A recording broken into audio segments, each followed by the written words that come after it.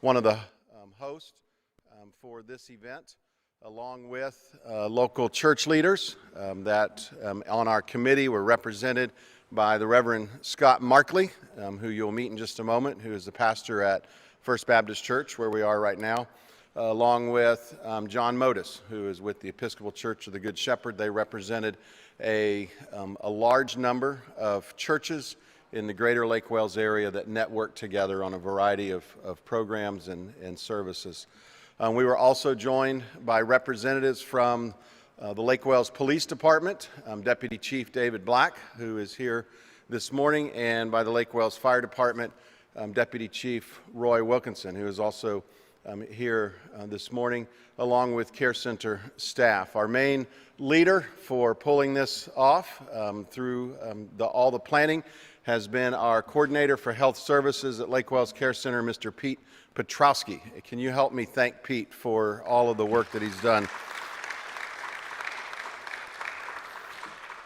You should have received on your way in a packet.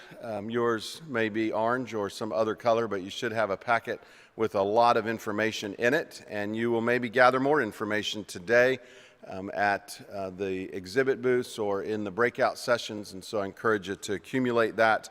In your packet, included with material and included with a resource guide, is an agenda or schedule for today, and I'm going to refer to that right now as we kind of review what we're going to be doing. We will spend a little bit of time right here in the sanctuary together. Obviously, that's where we are right now. We have Katie Parchment, who is a well-known in this particular arena subject expert on human trafficking. She works for Heartland for Children, but represents all of those that are interested and involved in this difficult subject. And she is going to be speaking to us just on some intro comments on human trafficking, as well as looking at adverse childhood experiences that are maybe precursors to those that get involved in trafficking. And then we have representative from One More Child, who is one of our other partners in putting this symposium together, and Stephanie Dow will be sharing with us this morning on some of the myths of trafficking. And then we'll go to breakout groups. I'll come back up before we do that and give some brief instructions on that, but we'll have breakout groups, 2 different groups going, and then those groups will switch in the afternoon. So you'll have an opportunity to be a part of both of those, and we'll ask our group to subdivide for that so that it can be a little bit of a more intimate group, and you can do some more question and answer in those breakouts. We encourage you to do that. Human trafficking is a subject that I think for most of us is something in the lay world anyway. Those that are professionals get a little bit more involved, but in the lay world would be something that we see more in movies and on TV and on our beloved sheriff's press conferences, things that happen in large metropolitan communities, especially with international travel, and in other people's neighborhood. And I don't think that any of us realize how close to home it hits. Maybe not in the Hollywood version of human trafficking, but in some of the very simple or basic ways of cyberstalking, grooming, targeting.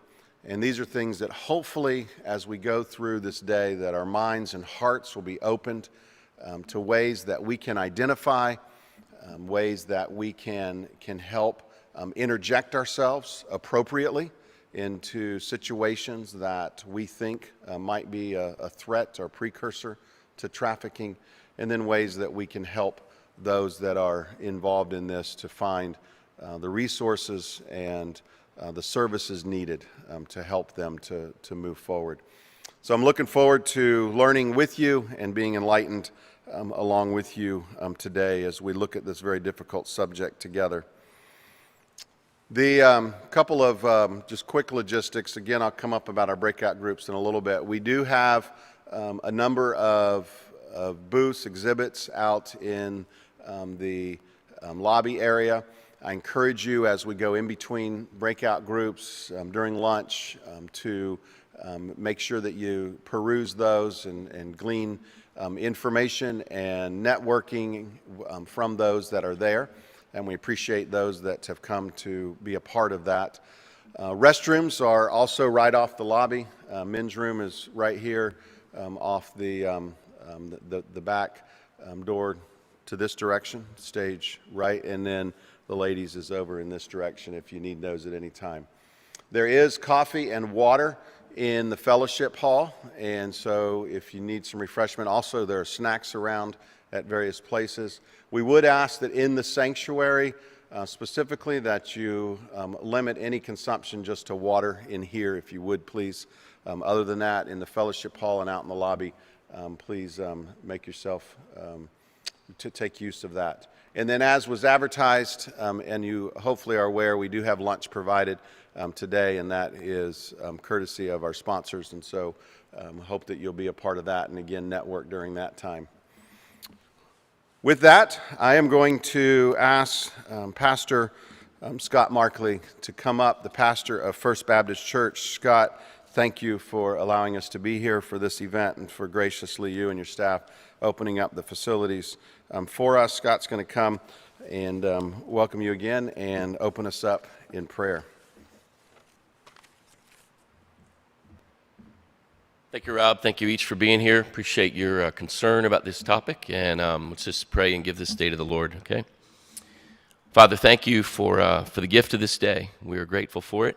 Lord, we know we've never lived a day like this, so I pray this day we drink in all that you have for us. Lord God, I thank you for a community that cares about people, that cares so much that they want to call something for what it is, call it wrong, deplorable, sinful, that we want to work together. I thank you for a community that wants to work together to fight human trafficking, Lord, and that we would be able to not only do that, we'd have partners like Cadian and Stephanie and Dr. Thomas and organizations like One More Child and Heartland for Children. These are police force and fire and rescue group that all want to band together to fight against this problem in our community and in a wider way in our world. Lord, I thank you for these people who've devoted time to come and to be more informed, more educated, more impassioned about fighting against trafficking. And Lord, we do pray for that. We pray today that you would help us to become more aware and educated on this subject matter. Lord, we thank you for those that we can learn from. And Lord, I also pray, though, that you would give us a greater resolve, a holy determination to fight against trafficking wherever we might find it. And Lord, to partner together with those in our local community to rid our community of it. Lord, we pray that you would help us to do better in efforts of helping those who've been victims in their process of recovery. And Lord, know how we can use our resources together to do that so that they could move forward in life. So Lord, we just ask that you would work in us what you will this day. Lord, we give it to you. We ask that you be glorified in it. We pray these things in the strong name of Jesus our Lord. Amen.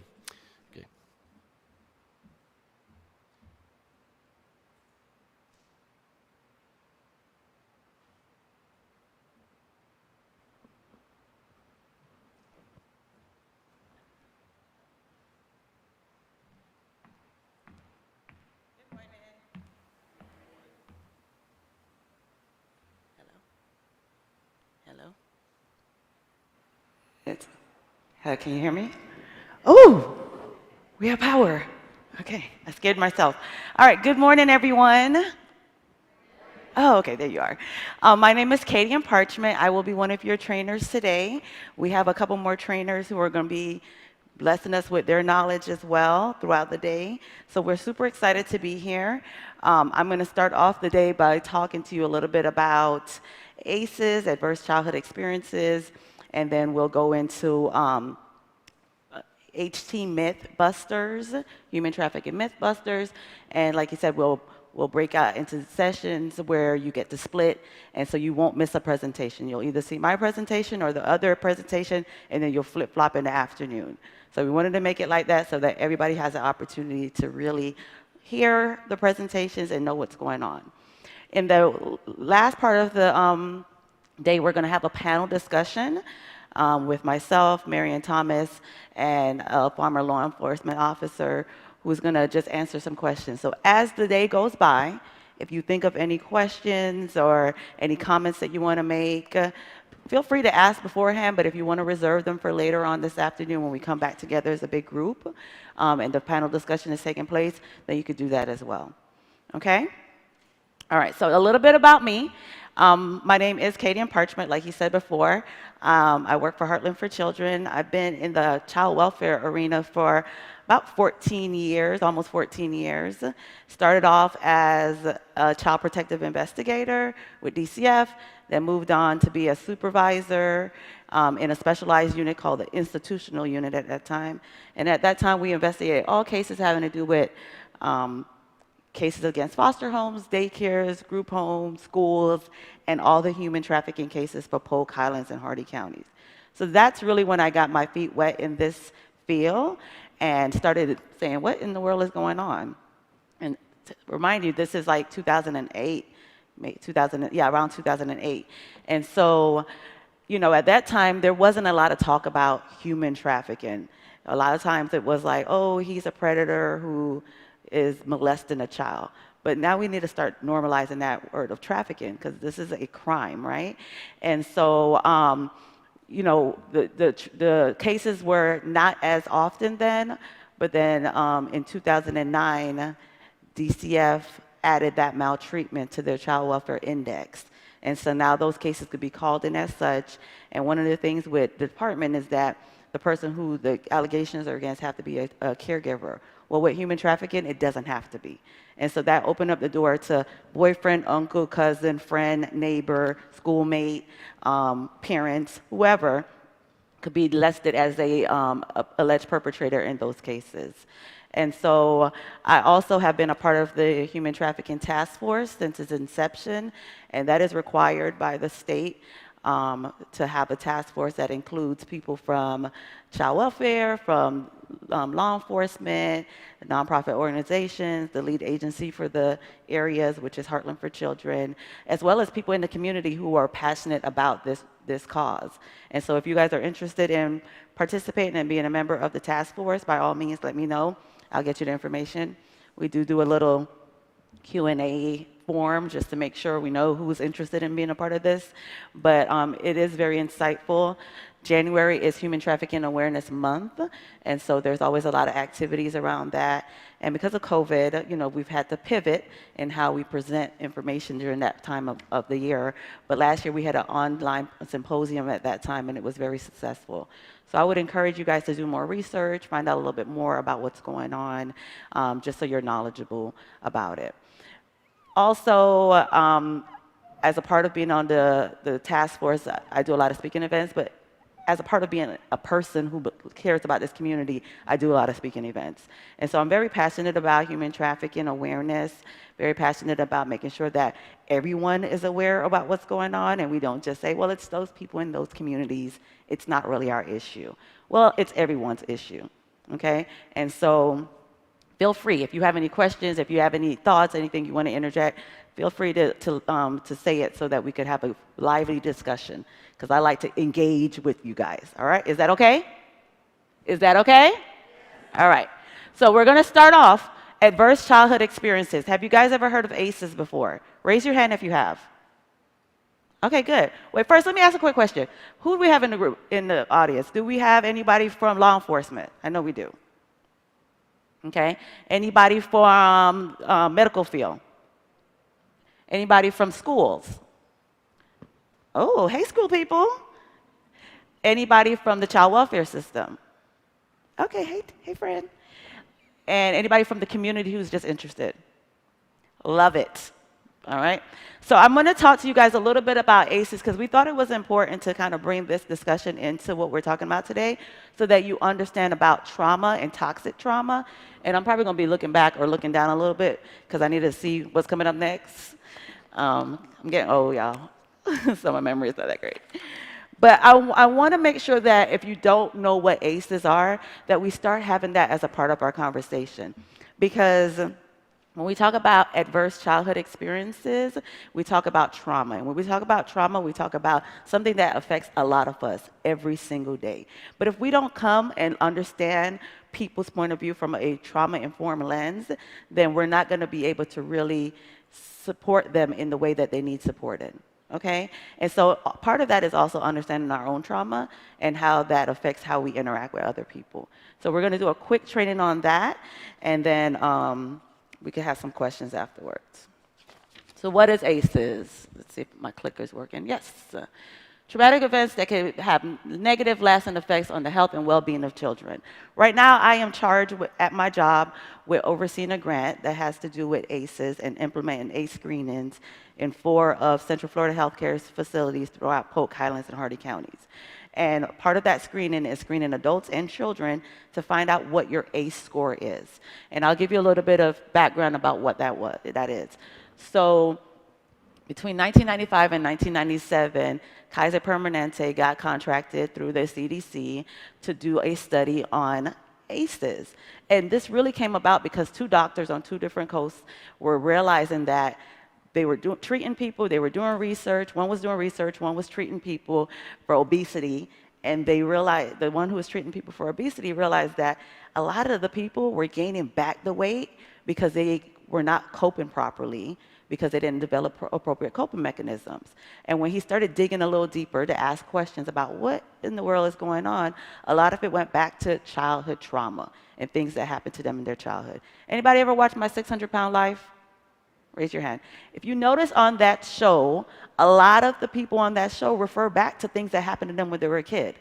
My mom didn't care for me. I was beaten. I was molested. I was neglected. I was parentified. I didn't get the support I needed. And so as a result of that, some people develop inappropriate coping mechanisms, and then that results in adverse health outcomes for them, like obesity, like high blood pressure, like diabetes, like mental health issues.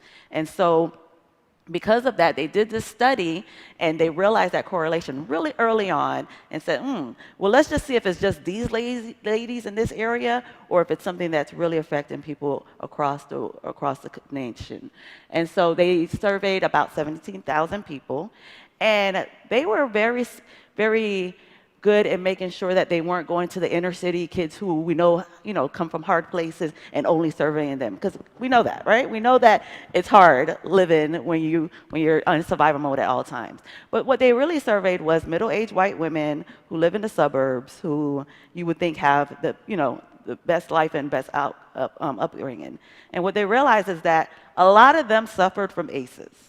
Okay? And so initially the ACE study was very long, lots of questions, and then they decided, all right, this is too much. Let's break it down to the top 10.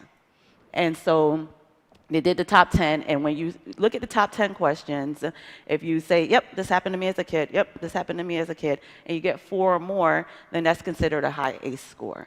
And so now we're looking at, whoa, you went through some stuff, and these things are a part of who you are, and whether you've learned the appropriate coping mechanisms to deal with it or not, then let's see how we can help reduce them.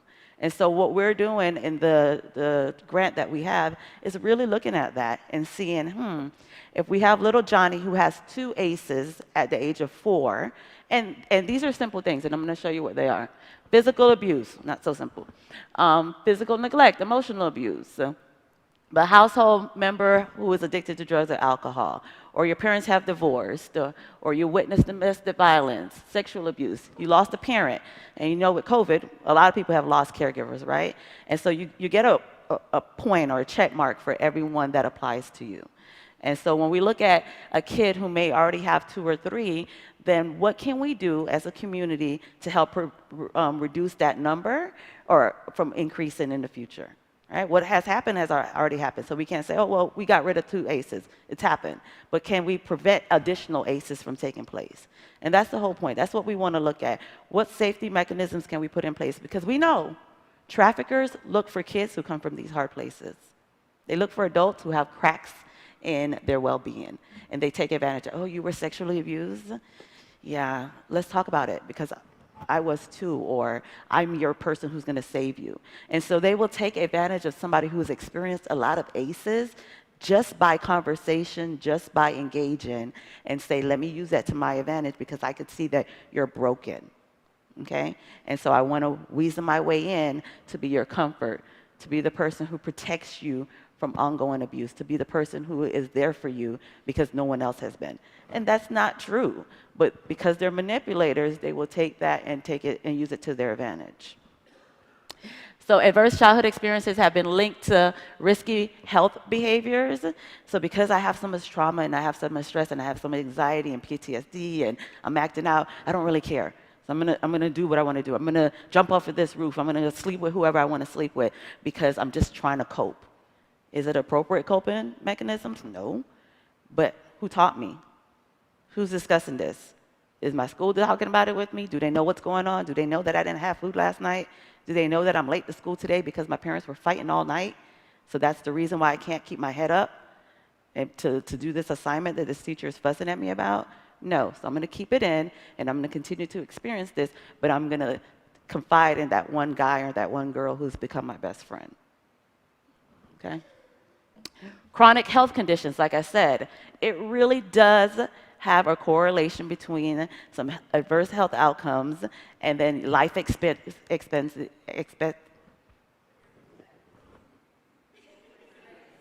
you. Okay. And early death, okay? And so we want to try to avoid those things because we want everybody to live long, happy, productive lives. So we all experience stress. Is that true? I had a little stress here because I was going down rifle range, trying to get here from Winter Haven, then turned off one of the roads that they said the road was closed, but the sign was down, so I thought it was open. Then I got all the way down to the end of the road, and then it was really closed, and then I hit the side of my car trying to turn around. Stress, right? I was like, oh my God, I'm going to be late. Stress. And so we experience stress sometimes. Sometimes we have positive stress. The baby's about to be born. We're so excited. Oh my gosh, I'm nervous. I have a job interview. I'm happy. It's stress, right? And so those are okay. We have stressful moments. And then we have tolerable stress. Somebody has passed. What we really care about, where we have a support system. I'm going through a really difficult time in my life, but I know I have somebody I could talk to, right? Or I've developed the appropriate coping mechanism. So it's stressful, it's not easy, it's not a happy time in my life, but I know I could get out of it. And then we have the stress where it's toxic stress. And we gotta be careful with using that word. Oh, she's so toxic. I'm experiencing toxic stress. Not necessarily. You may be experiencing stress that's probably difficult in that moment, but toxic stress is that stress that does not stop. Right? It's prolonged. It's something that just carries on. And so when that kind of things happen, then we have cortisol, which is the stress hormone, that's released. And so this morning I had a little bit, I had a sprinkle, right? I had a sprinkle because I was like, oh my God. And so, but it resides, and then we're okay, and then we could function, and we can move on, and we can sit down here and be happy.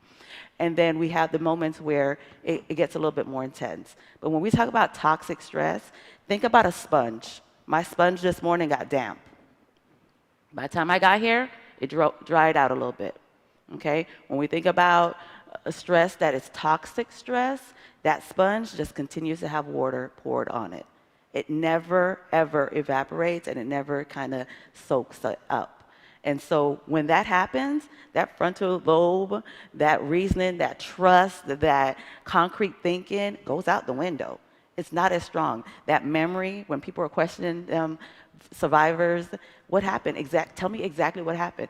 Hello, the sponge is wet. I can't remember everything that happened.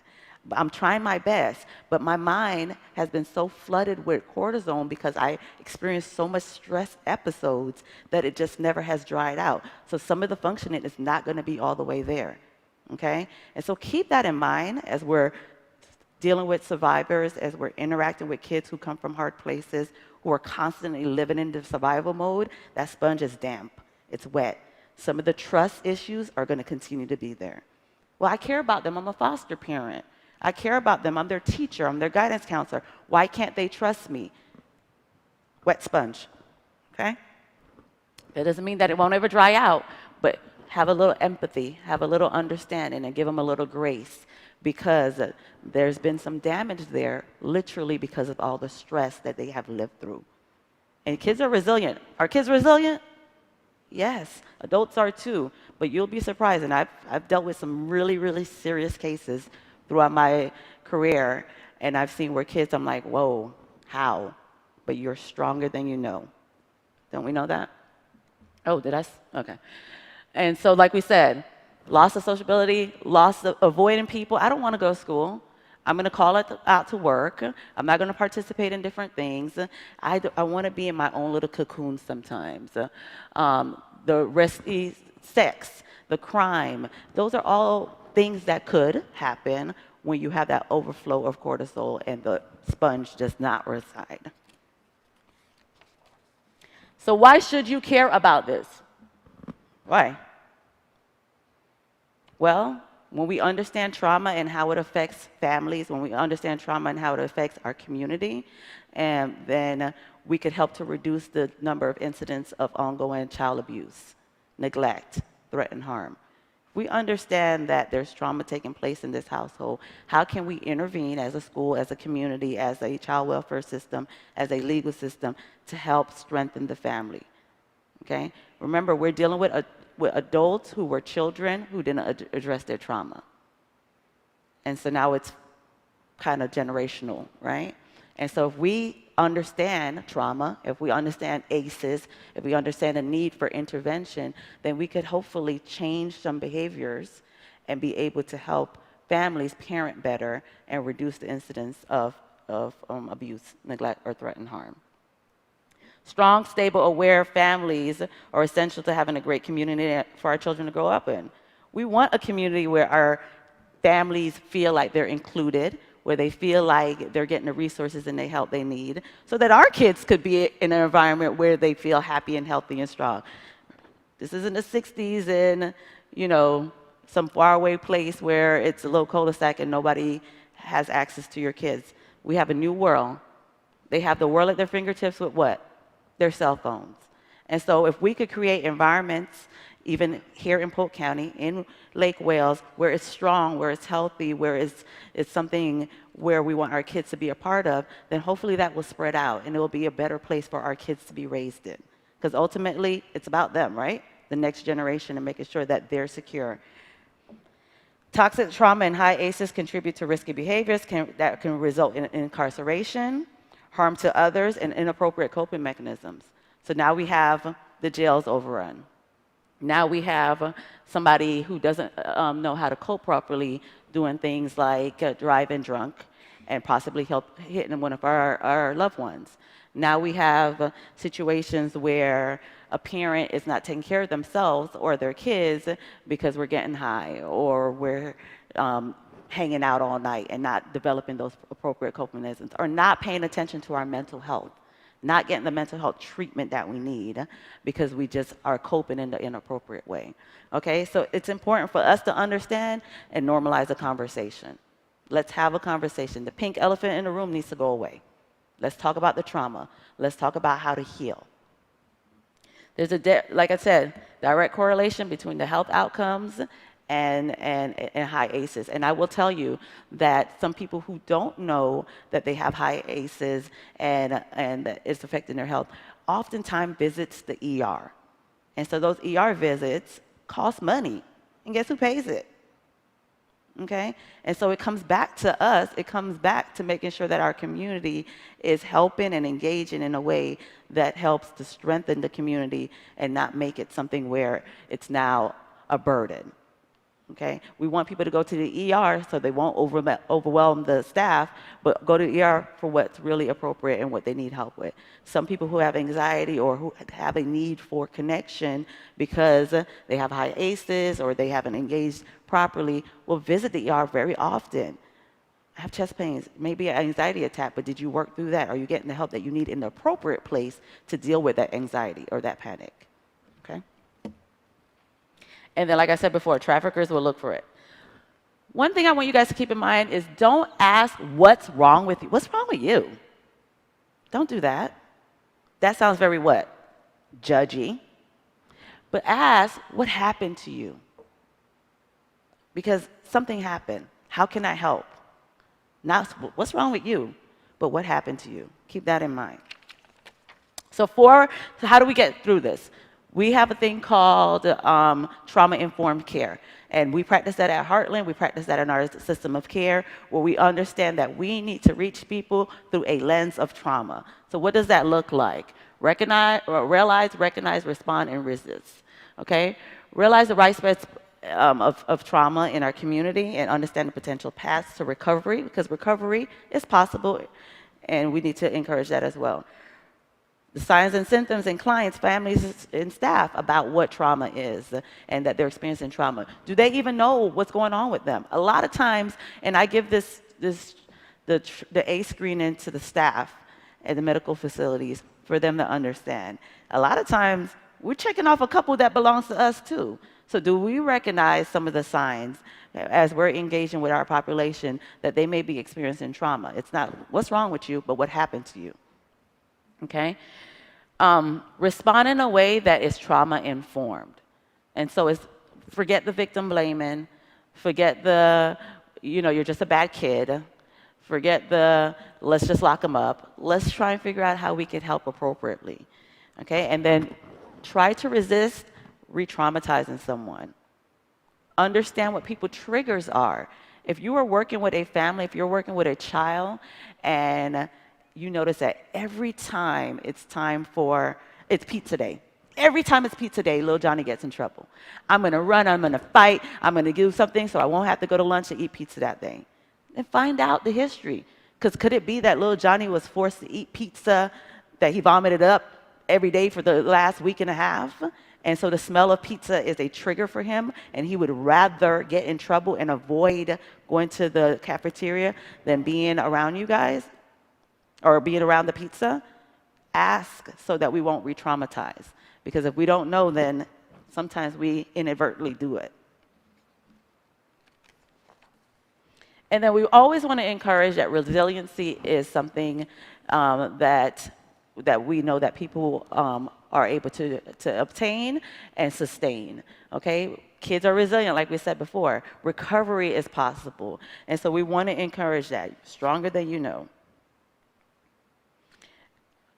This is a little quote. If we don't intervene early in the prevention, recovery, and buffering of adverse childhood experiences, then we will continue to see the symptoms played out in devastating fashions in our homes, in our schools, our streets, our prisons, in our hospitals, our bodies, and our emotions and our minds. And this sums it up, guys. If we don't understand, if we don't pay attention to it, then it's just going to be a ripple down effect. Now, I know. Sounds complicated, right? It's a lot.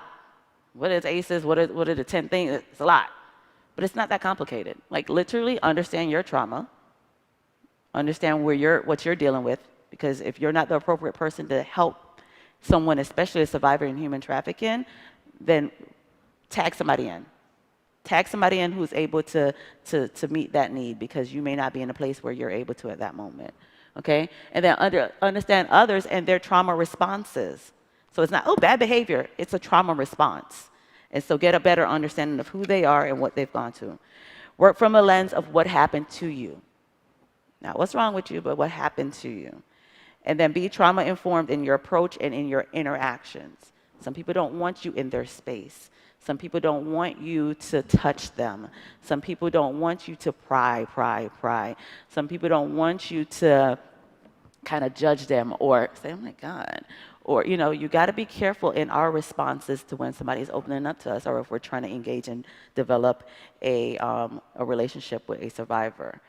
And then promote resiliency. I know you're resilient. Recovery is possible. You can make it. I'm here for you. Support is important, especially in this field. Okay? And I know it's tempting for us to clutch our pearls and be like, oh my God.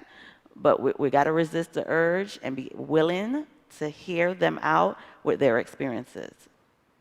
And then normalize trauma as a topic of discussion, like I said before. We should be talking to kids about, how you're feeling. The school should be engaging with the children and the parents about what's going on in their household and how to reduce those things when we look at ACEs. The hospitals, the pediatrician office. And so I'm really happy about this grant, because we have an opportunity to help people look at the trauma and then look at social determinants of health. If you can't figure out where you're going to sleep or where you're going to eat tonight, then it's really hard to address the mental health part of it or anything else having to do with the history of the trauma. And so this gives an opportunity to say, hey, go on auntbertha.com, find some resources, get yourself together, and let me see how I could be a support to you and our community could be a support to you. All right? Any questions about ACEs? Really quick overview, but I wanted to give you guys a little bit of a taste about what ACEs are and kind of what that looks like when we're talking about trauma. So as we go throughout the day, just look at it from a trauma-informed lens. Sponge is still wet, but resiliency is possible, and it could dry out, and we could equip them with the appropriate coping mechanisms that they need to be productive citizens in our community. Okay? All right, so I'm going to wrap up my session. I'm going to turn it over to Stephanie because she's going to get with you guys about some myth busters as it relates to human trafficking. Thank you, guys. Yeah. I'm going to throw you the clicker. You're welcome. All right, let's see if this works. Hi, good morning. My name is Stephanie Dow. I'm a regional advocate with One More Child. If you're not familiar about what One More Child does, we are an agency. Our headquarters is in Lakeland, Florida, and we have a lot of programs. We've got child hunger, foster care. We've got, man, I'm blanking. We have a lot of things going on. We've got global missions, and we have anti-trafficking, which is what I'm going to be talking about today. We have 2 different anti-trafficking programs. We have our mobile teams, which is 10 to 24-year-old victims of human trafficking that we serve. And then we have our Safe Home, which is about 12 to 17-year-old girls who are survivors of human trafficking. And so I'm going to be talking a little bit about human trafficking myth busting. A lot of people on Facebook especially like to talk about what human trafficking is. Okay, great, my presentation's up. So if you've seen Facebook posts about Wayfair and smuggling children into furniture, or if you've seen the movie Taken, you've probably have seen some kind of picture of sensationalized human trafficking. A lot of people think that human trafficking is this girl in a black and white photo with shackles on her wrists, and that's definitely not what it is. It looks a lot different, which I'll talk about, but there's a lot of messages about human trafficking. I think a current one is that car seats are left in the middle of the road for you to slow down and stop as a way to recruit people, and that's just not the reality that we work with in our program. All right. So a lot of people think it's cages, kidnapped by strange and dangerous-looking criminals, and that there are sex slaves overseas. A lot of people think that it's only out of the country. A lot of the times I'm asked, Stephanie, isn't this this is in America? And I'm like, yes, it is. It's very prevalent, especially in Polk County, which we'll talk a little bit about. Myth number 1, it's always or usually a violent crime. Most of the time, people think it's this force. And I'll discuss force, fraud, and coercion. These are the things that make up proving human trafficking for an adult. So for an adult by the US Department of State, you have to prove force, fraud, or coercion for an adult for human trafficking. So force is something physical. Usually when you think of the movie Taken, you think of force. Or fraud. I grew up in Fort Myers, Florida, which is pretty close to Naples or Immokalee, and it's very prevalent in the labor trafficking industry for people to be promised in Mexico that if you come here, you're going to make money for your family at this farm, you'll get this amount of wage, you'll be able to save them money up for your children, and the living conditions will be good. And then they get there, and the living conditions are poor. There's 16 beds in a room. They're given a lot less than what they were promised. And that's kind of what labor trafficking looks like. That's kind of that fraud piece that you see. And then coercion, which is the most prevalent type of human trafficking that we see in our organization. A lot of times people will come with a history of vulnerabilities, which I'll talk about, and sexual abuse is just culturally normal. You know, their sister was sexually abused, their aunt was sexually abused, their aunt, and they think, well, this is just a normal part of life. And then someone who is good at the grooming process will notice those vulnerabilities and prey on that. And that is kind of what we see in coercion, manipulation, deception. Myth number 2, all human trafficking involves commercial sex. So that force, fraud, and coercion, that's really important. That's what we've talked about.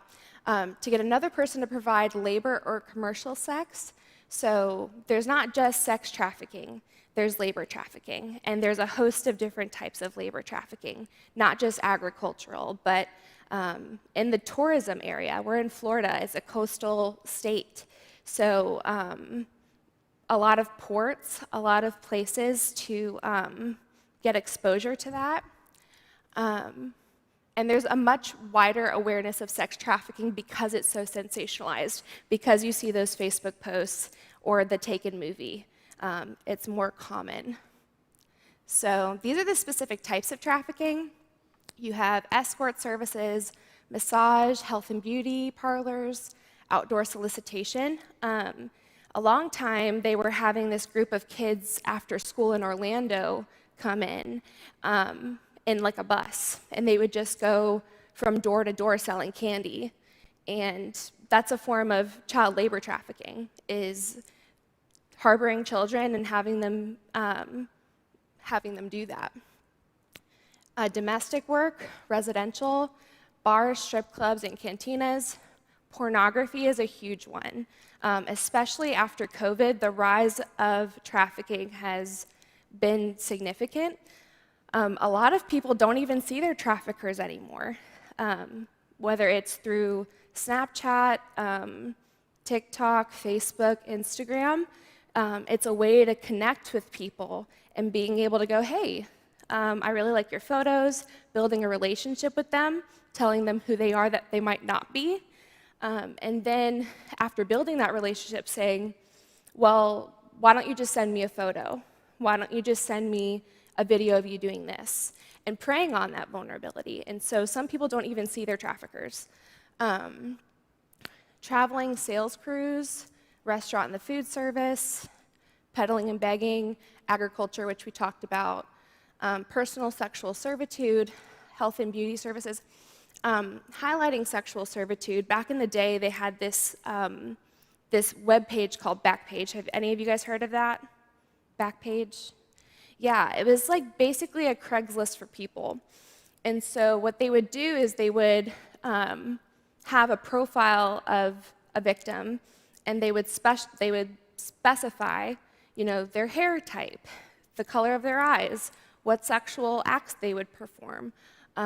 Would it be webcam or in person? And the FBI shut that down, which was great. But the bittersweet thing to that was that it was harder to find victims because it's very lucrative. And so human trafficking in nature is very lucrative. Construction, hotels and hospitality, landscaping, arts and entertainment. I'm sure you guys have heard of OnlyFans. OnlyFans is a website to subscribe to sexual videos and services. And that's been very prevalent over like Instagram. So a lot of Instagram influencers will, you know, have a following, and then once they have that following, they take that and then they solicit, hey, you can subscribe to my content for $40 a month, $50 a month. And then carnivals, forestry, healthcare, and recreational facilities. Myth number 3, only documented foreign nationals get trafficked in the US. Yeah, so I would say that for America, we are #1 in demand for human trafficking, which everyone's like, we're #1 in demand. Yeah, we're a consumeristic culture that want things immediately, we want them tangibly, and want them satisfied quickly. And so because America is very consumeristic, men and women are buying people. People are for sale because they want that instant gratification. It's very normal in a consumeristic culture to want things right now. I would say for supply, it might be in a place like Russia or China, but America is #1 in demand for human trafficking. In Florida alone, we're ranking 3rd for the number of reported verified cases of human trafficking. That's a heat map from the Polaris Project, and Florida is pretty red. #1 is California, and #2 is Texas. But as far as verified cases of human trafficking, it's found in all 67 Florida counties. It's a multi-billion-dollar industry. The National Human Trafficking Hotline reported 44% of victims were age 17 and younger.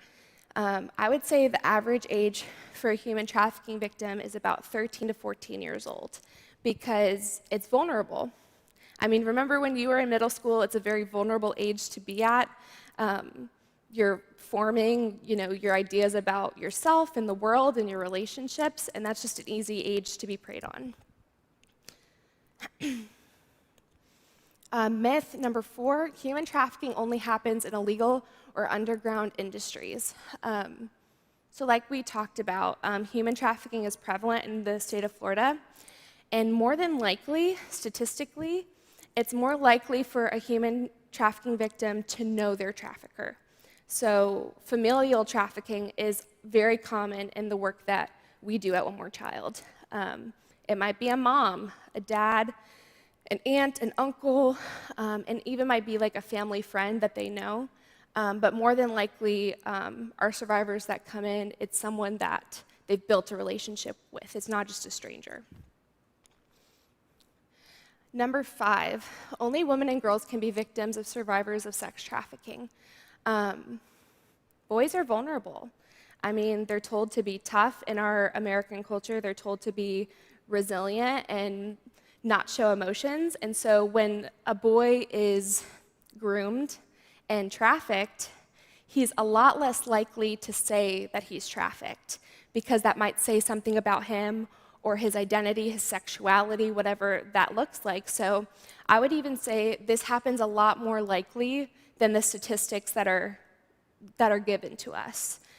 Human trafficking is lucrative and secretive as it is, but boys who are trafficked, they're not as open about it because of the culture, maybe things that their family have said about it, and that's just really tough for them. So it's definitely prevalent. But as far as the population of people, I would say we work with 80% female, 20% male in our program. Myth make sure that I got that.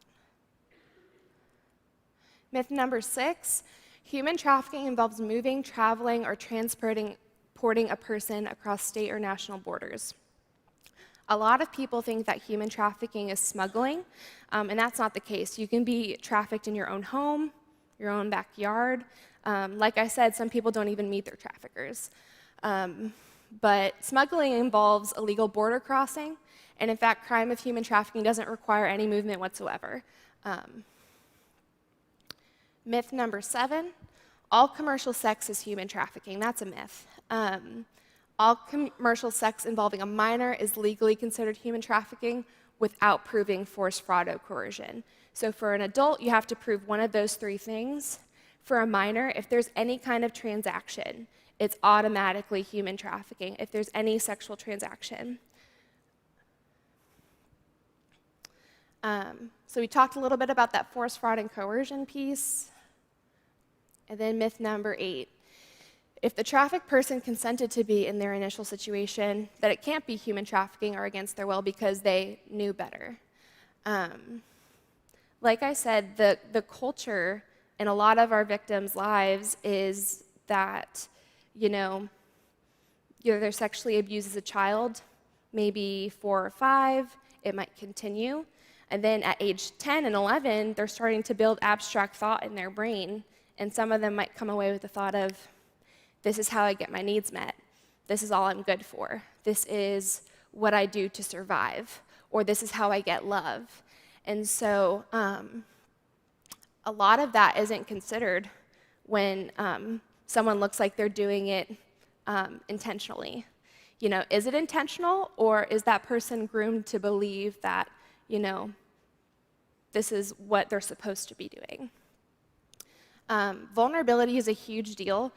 I would say that a lot of our clients have almost all of this in their history. Katie talked about the ACEs study, which plays a huge factor into this. Having a lack of confidence, history of sexual abuse, physical abuse and neglect, runaway, displaced by caregivers, caregiver mental health or substance abuse issues, drug abuse or substance misuse, troubled dysfunctional family, violence within the home, poverty, and youth in the dependency system. But also add to that LGBTQ homeless youth. These are vulnerabilities that someone will come with, and kids in the foster care system is a huge one. Kids who have been tossed from home to home, some of them even trafficked by their own foster parents. But yeah, these are huge factors into someone being able to see, oh, well, your mom didn't take care of you, your dad didn't take care of you this way, I can do that. I can get your hair done for you, I can get your nails done, we can go out and do this together. And by the looks of it, it's a lot better than how they were treated at home, but then he just wants her to do a favor, a photo, a sex act, and on paper, it might be better. So those vulnerabilities play a huge part. We talked a little bit about the difference of adult and minor trafficking. The force and fraud and coercion does not need to be involved for children. Myth number 9, people being trafficked are physically unable to leave their situations, locked in, or held against their will. Yeah, moreover, people stay. There's a reason it's called the life. You know, people talk about our safe home and they go, oh, the girls must be so happy to be rescued. And the reality is they're not thankful. They don't think they need to be rescued. They think that human trafficking is not something that's applied to them. I would say about over 95% of the survivors that come to us wouldn't identify as human trafficking victims because they've been groomed. And it's, you know, they get to the safe home and they're thinking, you took me away from my family, from my friends, from my environment. Why would I be thankful for that? I want to leave. And so it's unfortunate that that's the mindset, but working with survivors, that's important to know. Yeah, just being manipulated by the control of another person is a huge thing.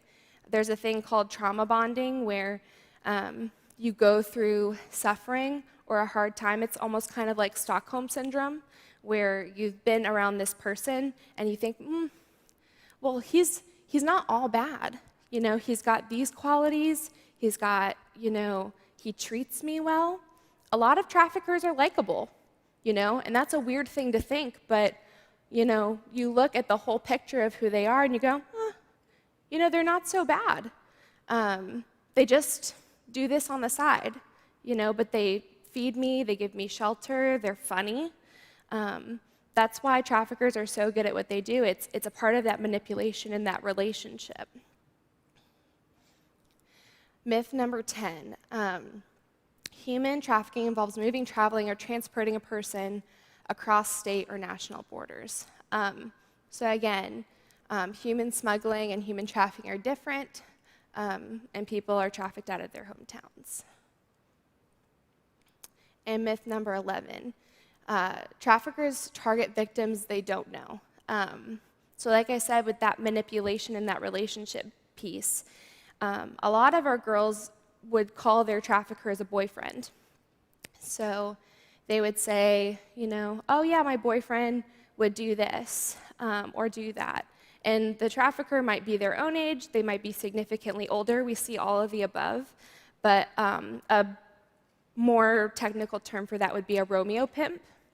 And then after time, that relationship and that romance might die off a little bit, and if the victim isn't doing what they want, they might turn more aggressive, which might be called a guerrilla pimp or something of that nature. So it never is always, it's not always violent. The manipulation and the coercion is good if you keep a decent relationship. Yeah, so that's pretty much all that I have. Does anyone have any questions about myths of human trafficking? No? All right. Well, I'll be at the booth today and around, so if you guys have any questions or comments, feel free to come grab me. I'm available. Thank you.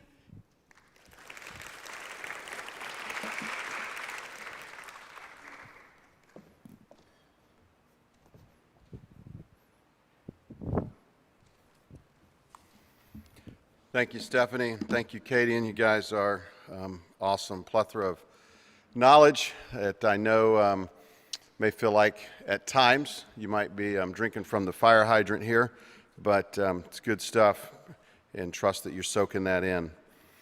We have with us today a great cross-section of those that touch or potentially touch this very sensitive topic. As I have looked around the room, we have some of our community church leaders that are here, and we appreciate their involvement in this. A number of our educators, classroom, as well as support staff and counselors.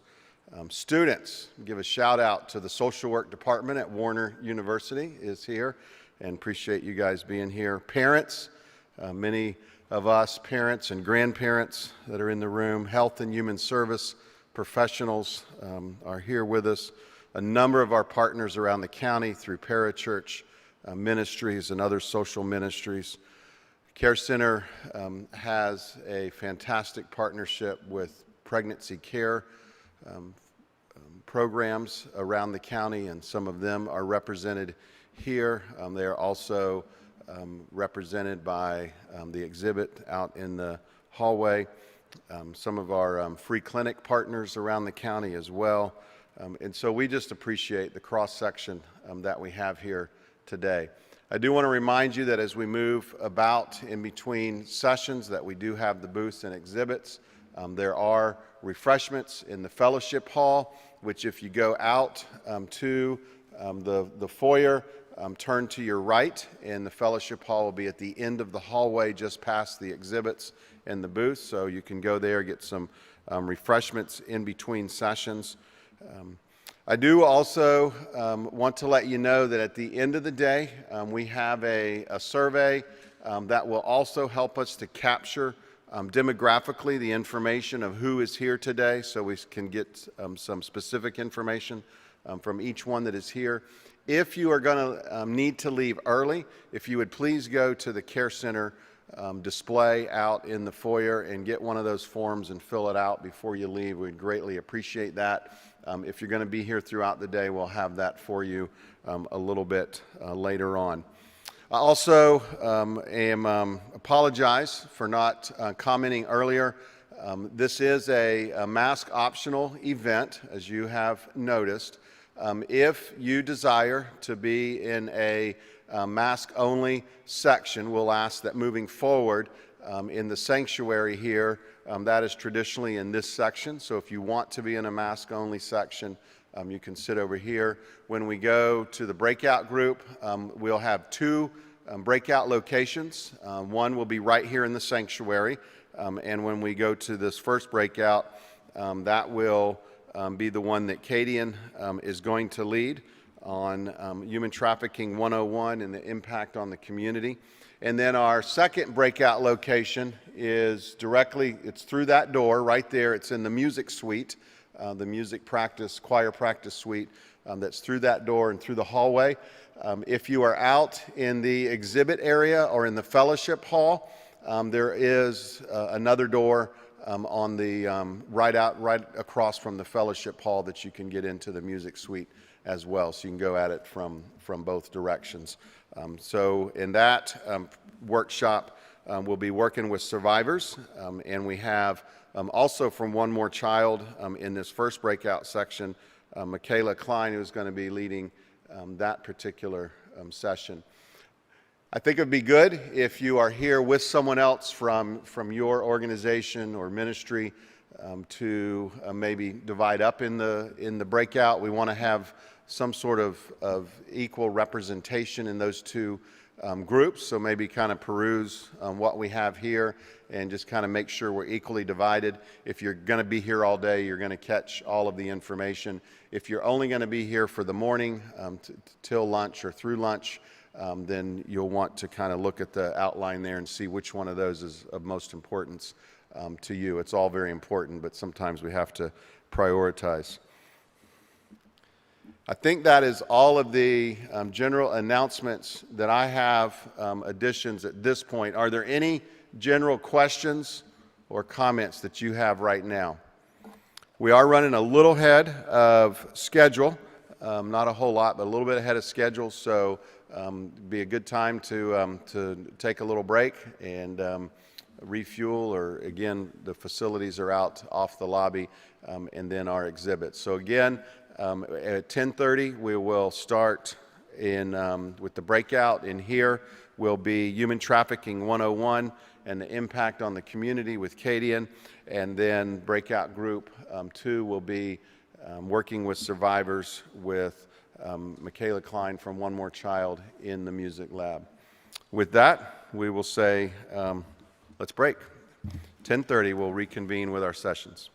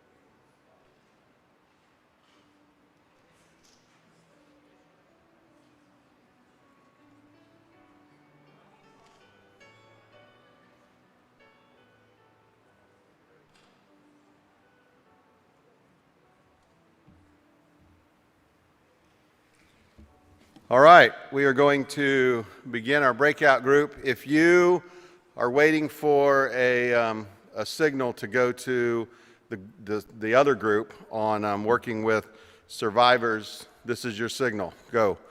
Otherwise, this is the breakout group for Human Trafficking 101 and impact on our community. And we will have Katie back up and is going to share with us over the course of the next little over an hour for that. So, thank you.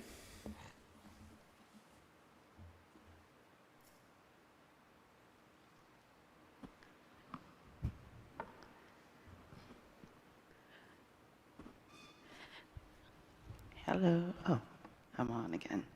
Hello, everyone. Am I super loud or I feel like I'm really loud? All right. So we're going to get into this. Can you turn me down just a little bit? I feel like I'm screaming.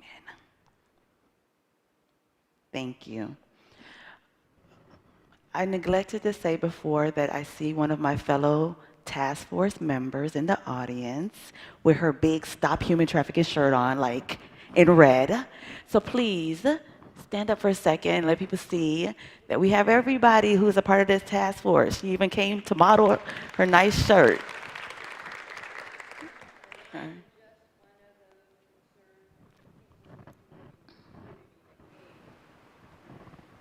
For those of you that didn't hear her, a concerned citizen, someone who is like, you know what, I want to get ahead of this. I want to see how I could help.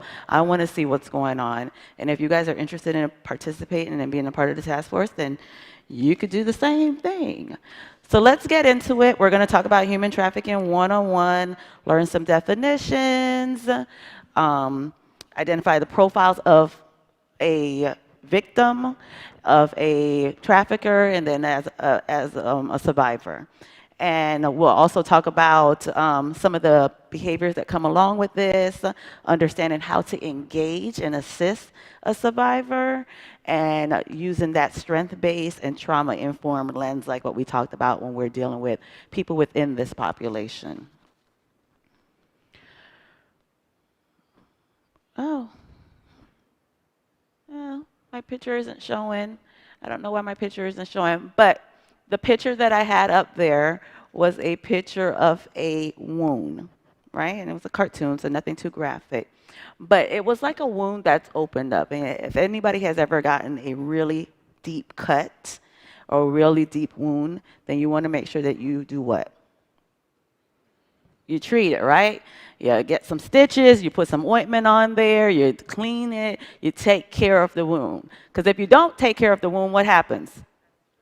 It festers, it gets worse, it starts to, develop all kinds of infections.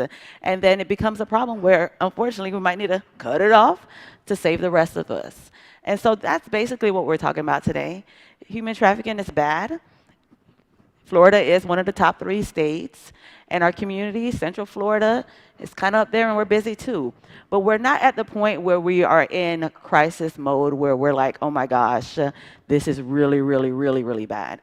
But we are at the point where we see a wound, and we see that it needs to be addressed, and we see that we need to take some really strong action to make sure that it doesn't get worse. And that's basically what we're doing. So as I go through this presentation, I don't want to scare you, but I really want you to be aware that we got to treat the wound. We got to make sure that we are doing things that helps to prevent additional harm to people and helps to strengthen the resiliency of the people who have already been victimized. All right? So what is human trafficking? And here's my wound. Anybody knows? Throw out a couple terms for me if you know what human trafficking is. And I want you to yell it. You can use your outside voice so I can hear you. Exploitation. Forced labor. Prostitution. And so, good start, because I want us to be able to understand that human trafficking is more than just sex, right? It's more than just somebody being forced to do something. It could be labor. It could be prostitution. It could be exotic dancing. It could be the exploitation of someone. official definition, Florida statute. Got your statute number here. And the definition is there. And like Stephanie said earlier, when we're talking about a minor, we don't need to prove force, fraud, or coercion. It's understood. And I've come across victims, in that moment being victimized, who have said, you know what, I wanted to do this. I wanted to have sex with this person. I like making money. And yeah, that's my boyfriend. He's going to make sure I'm taken care of. Well, your boyfriend's 25, 35, 45, even your age, 16. And even though you may like it, that exchange is something that is not appropriate. We understand that you're under the age of 18, so we don't need to show that, oh, that person forced me. It's understood that it's against the law and you are being victimized, okay? Now, as we're sitting in here today, Grady Judge just did a press conference about 9:30 this morning about human trafficking, because there was a 6-day sting that was taking place in our community where they arrested over 100 people who were either soliciting for human trafficking or prostitutes who were, engaging in sex for money, and then a couple of people who were actually being trafficked, okay? 55 out of the 102, I believe, are from Polk County. And fortunately, we have a great relationship with them, and so does the Lake Wales Police Department and several other police departments where we're able to be out there. So my schedule won't allow for me to be out there every day this past week, but I was able to go one night. And I've been doing this for the last several years, and you'll be surprised. The types of people who come in, the people who are actually coming to look for a minor to have sex with in our community, okay? The people who are coming in with their children, people who are being victimized from other countries and being brought here to work, people who live within our community who are being victimized. And so thank God for communities and for law enforcement and for nonprofits who are saying, we want to treat this wound. We want to make sure they know, not Polk County. You know Grady's good for it, not Polk County. Okay, but it's important, and their collaboration with Lake Wales Police Department and Lakeland Police Department and other law enforcement agencies really helps to strengthen that resolve that we're not going to have it here in our community. And that's very important. And so again, that's that making it, normalizing that conversation, making people understand that really not here. I was there one night a couple years ago, and the guy was like, where am I? And we said Polk County, and he was like, oh, Lord, not Polk County. Yeah, they didn't know. Don't come here. And so very important. A couple different acronyms and terms I want you guys to be aware of is domestic minor sex trafficking, DMST. The domestic part of it means that they are U.S. citizens or legal residents within the state of Florida. Okay, so that's where the domestic part of it happens. And again, we watch the movie Taken. Oh, they go over to Europe. This only happens in Mexico. This only happens in the Caribbean. This only happens in Russia. Nuh-uh. It happens right here in Florida. It happens right here in the United States. And it happens to our citizens, our daughters, our sons. And you will hear us refer to the victim or the survivor as she oftentimes. And as the perpetrator or the trafficker as he. Please understand that that's just out of habit, because of the majority of the cases that have been reported is where the victim or the survivor is a female and the perpetrator is a male. But understand that males could be victims as well. Boys could be victims as well. Traffickers could be females. Traffickers could be kids within your kid's school. I saw a case with a 16-year-old girl who trafficked her classmates. She was working for herself, something we call a renegade, and she decided, you know what, I could make money myself as a trafficker, so I'll just start pimping them out, and I'll recruit the girls who are in class with me, 16 years old, female. Okay? And so understand that anybody could be a trafficker or somebody who's being trafficked, male or female. But the domestic part of it really is to indicate that it's somebody who is from the United States or legal residents of the United States. When we talk about CSEC and we refer to that a lot in my system of care when we're dealing with survivors, is the commercial sexual exploitation of a child. And so when we talk about the commercial part of it, it's the exchange. That's what makes it commercial. So I'm exchanging one thing for the other. Is it always money? No. I've seen where I need a place to live, I need a place to sleep, so I'm going to exchange that for sexual acts. I've seen where, hey, I need you to do a sexual act on me in exchange for Jordans for a boy, okay? Or I need you to dance or to take pictures or do something in exchange for something else, whether that's your nails, hair, money, a place to live. And so it's the exchange that matters and not necessarily that it's a monetary exchange, but that is the commercial part of it. Human smuggling. Like Stephanie said earlier, I want you guys to understand that human smuggling and human trafficking are two different things. Smuggling is a crime against a border, meaning that I have illegally entered this country. Human trafficking is a crime against a person, okay? And so trafficking, when it comes to human trafficking, could fall into a bunch of different categories, and we'll get into that in a little bit, but we're going to focus on about two of them today as we go through this presentation. The Florida Safe Harbor Law is a law that came into effect a couple years ago that has strengthened our ability to prosecute offenders and people who profit off of human trafficking, and then also help survivors who have been identified as someone who has been trafficked. And so there's the safe homes that One More Child has. We have 5 in the state, 1 for boys, and it's a limited population, but it's a specialized home for kids who have been identified as survivors of trafficking, where they get that therapeutic help, where they get that monitoring, where they get that recovery period so that they can start to live, thrive, and survive, okay? And then it also makes, the Safe Harbor Law also makes a lot of the crimes that are associated with human trafficking felonies. So if I'm branding you, because traffickers do that, I'm gonna brand you by putting a tattoo on you. I'm gonna brand you by putting something metal on you to make my mark. It's almost as if you're my property. And that's what the traffickers think. And so you may see a girl or a guy that says daddy's girl, or a diamond sign, or a money sign, or something on them, or the initials of the trafficker. Well, that's to let the other traffickers know that the person belongs to me. And so now that's a felony.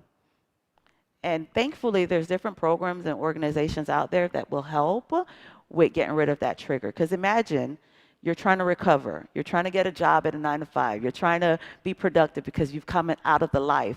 And every time you look in the mirror, you see that tattoo that says daddy's girl. Could that be a trigger for someone?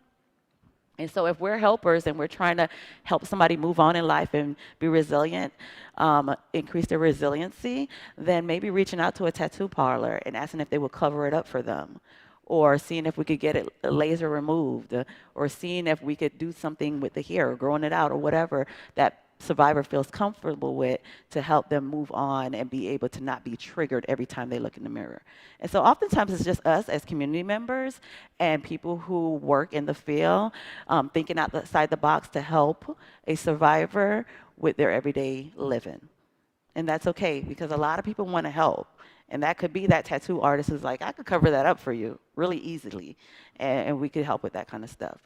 So the Safe Harbor Law does make those provisions where it's felonies. It's people who own a plaza and know that that massage parlor is doing more than just massages. Well, guess what? Now you get to get penalized too. You're renting out that space knowing very well what's going on in that area. Well, you don't get to skirt by and be like, I didn't know, you knew. So now you could be arrested and penalized too.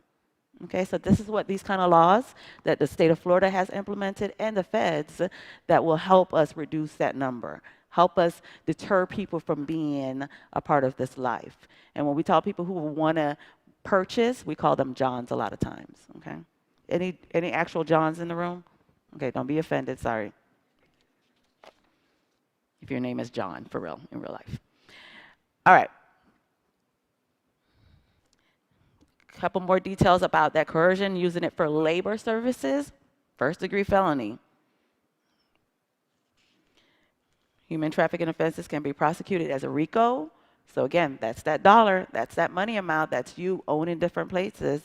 And so even with Stephanie saying that back page, which it wasn't that she said back in the day, but back in the day was just literally a couple years ago, like 3 years ago.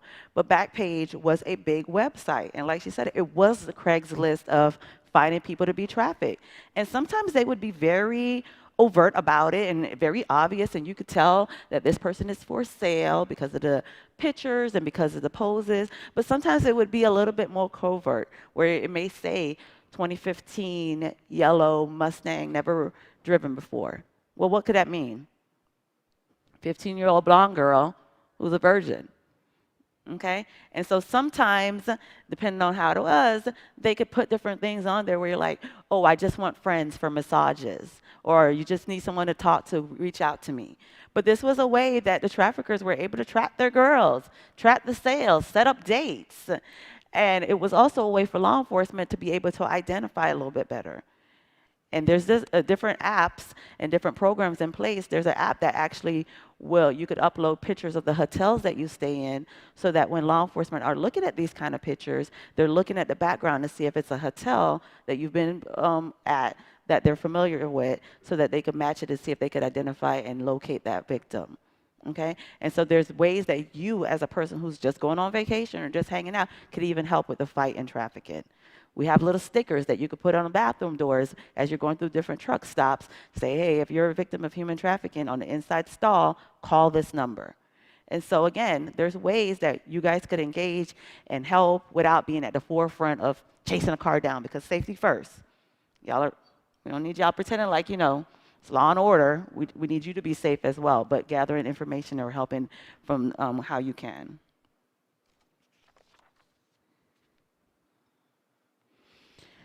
So the minors not being subject to arrest or prosecution is a major one that sometimes it happens, sometimes it don't, in all honesty, but it has improved tremendously throughout the years.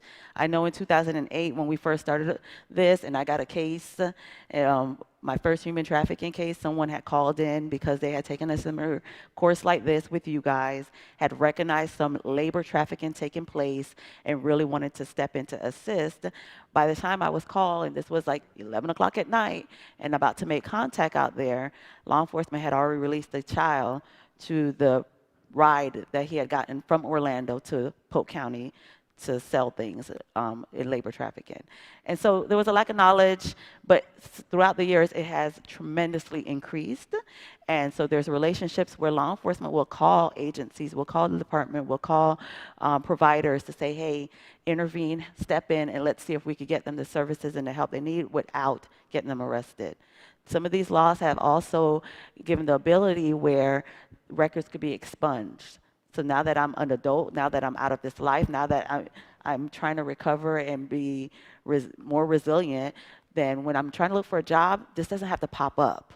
And so thankfully, these kind of laws and these kind of provisions are in place to help with that process. All right. So let's take a closer look. And like I said before, human trafficking has many different elements. It's selling your baby. It's giving your baby up for the exchange of, like the C-sex part of it, for sex, for a place to stay, for rent, whatever else. It's also the organ snatching. It's also the labor trafficking, and then the sex trafficking. So those are the two that we're going to focus on, because those are the two that we see the most prevalent, where we're getting cases called into the National Human Trafficking Hotline, and then also the DCF Child Abuse Hotline. Those are the two case types that related to human trafficking that we could get. So the first one I'm going to talk about is labor trafficking. This is when you're forced to work for little or no pay, when traffickers will take your documentation as a way and a means of control, when sometimes people are forced to live in cramped, dismal conditions in order for the trafficker to save as much money as possible. And sometimes it's in the agriculture field, sometimes it's in the hospitality field. Central Florida has more hotels than any other state other than Las Vegas. So imagine how many people come through our state every single year. Okay? Imagine how many workers are available who sometimes are working above the books and sometimes working not on the books. And so there was a big case even in Orlando where there was a lot of people being trafficked at one particular country club, golf club, but the owners of that place weren't aware of it because they had a middleman. They had almost like a recruiter who would recruit people, but they were keeping all the money and not giving it to the workers. And so I want to touch on one or two of those kind of scenarios as we go through the human trafficking labor section of this training. And one of them that we see, like we discussed earlier, was the traveling sales crews. And so remember that first call that I got? That was a traveling sales crew kid. This summer, ran into another child on the corner in Eagle Lake, the racetrack over there. There was a kid who came up to my car. Hey, you want to buy some candy? It's like $4 for the Snicker bar. I'm like, $4 for a Snicker bar? What's going on? 15-year-old kid. How did you get here? Well, the van dropped me off down the street, and then it dropped my other friend off. And so we're just going to work in this area until they come back and pick us up. Where are you from? I'm from Orlando. Okay, well, what is this about? And so we got to talking and getting a little bit more information, because this is one thing that you can do safely. You could engage the person who's approaching you for those $4 trinkets or whatever else and get more information, but more in a conversational manner. And so that could be where you're like, okay, cool. This is a neat program. Tell me a little bit about it, because I got a 14-year-old kid myself. So tell me what y'all are doing. What's the reason for you to be out here? I may want to put my son in this as well. And so I'm gathering information just by having a conversation. And then, what school do you go to? You go to Denison? What school do you go to? And by the time, oh no, I live in Orlando. That's where I live. Oh really? What part of Orlando do you live in? Because Orlando's big. Oh yeah, I've been over there. That part is real cool. That's close to the university, isn't it? Yep. All right, cool. So tell me about the program. Who's in charge of it? Because I think I want to sign my son up. And before you know it, you're gathering a lot of information. You know what school that child goes to. You know the name of the program. You know what area they live in. You know their age. You know their name by this time. And so when you call the abuse hotline, when you call law enforcement, you're able to give them that information without feeling as if that child has been interrogated. And that's okay, just to gather that information and find out what's going on, because oftentimes when we see the traveling sales crews, it is that creepy van that drops them off. It is those underage kids who are not supposed to be working, who are working long hours. They are able to get a McDonald's Happy Meal, but it comes out of their pay. The scholarship dollars that the parents think that they're getting while they're a part of this mentoring program never comes to them. And so we see where they're working long hours, they're having to be in a different county from where they live, because it's a lot easier for me to run into grandma when I'm down the street from my house. But when I'm in a different county, what's the likelihood that grandma is going to be at the Walmart or the racetrack in Eagle Lake, Florida, and when I live on the west side of Orlando? Probably not as likely. So oftentimes they will move them from one county to the other to work and then bring them back home. And sometimes the parents are not aware of that this is going on. They target kids who may be in a delinquency program, who may be having troubles in school, who may be home alone because mom or dad is working 2 jobs and trying to make ends meet. And they say, I have a great program for your child to engage in. Why don't you sign them up? Let's get them started in this mentoring program, because they get scholarship dollars and they get an opportunity to be around other people who are in similar situations. And so what would mom or dad prefer? Kid to be at home, idle minds, getting in trouble, watching TV, not being productive, or being a part of a mentoring program that they could very well get a scholarship from, not understanding that those scholarship dollars will never reach them. And so sometimes they will register with sunbiz.com, they will have their website, and then they'll get shut down, wait a little bit, and pop back up under a different name. So be mindful, ask questions. If somebody comes knocking on your door, asking you to have your child engage in this program, what is this program about? How do you get the payout? Who's there? I want to come along for a ride along. Oh, okay, ma'am. We'll come back next week and follow up with you. Next week will never come, because guess what? You're a parent who's saying, I want to be present. I want to volunteer too. Oh, never mind, I don't want this person around. This parent is too nosy. Well, you just saved your child and yourself a lot of heartache. because you're engaged, you're parenting, okay? And that's very important that people remember that. So I want to talk to you guys a little bit about one of the countries, the United States government. This was their largest human trafficking case as it relates to labor trafficking that they've attempted to prosecute with a company called Global Horizons. So Global Horizons is like that middleman. It's that recruitment company. And they decided that they wanted to recruit workers to work on fields in Hawaii and stateside as laborers in the agriculture field. And so they went to one particular country that they thought that they would be able to get the most people out of who had the least amount to say. Do you have any idea what country that might be? Where they said, let's manipulate this population a little bit more. Throw out some answers. China? No, but good guess. Venezuela? Say that? What did you say? Thailand. Absolutely right. Okay? Because what they decided was, you know what? I'm going to go to Thailand. I'm going to go to some of these remote villages, and I'm going to recruit the workers there and tell them that you have a wonderful opportunity to come to America to work in agriculture and make lots of money. Well, language was a barrier. Knowledge was a barrier. And the idea that I could come to America and make more in 1 week than I make in 1 year, isn't that appealing to anyone? And so a lot of times they had to pay a recruitment fee. This recruitment fee could run anywhere from between $5,000 to about $25,000. Well, where are they getting the money from? Well, they're putting up their land.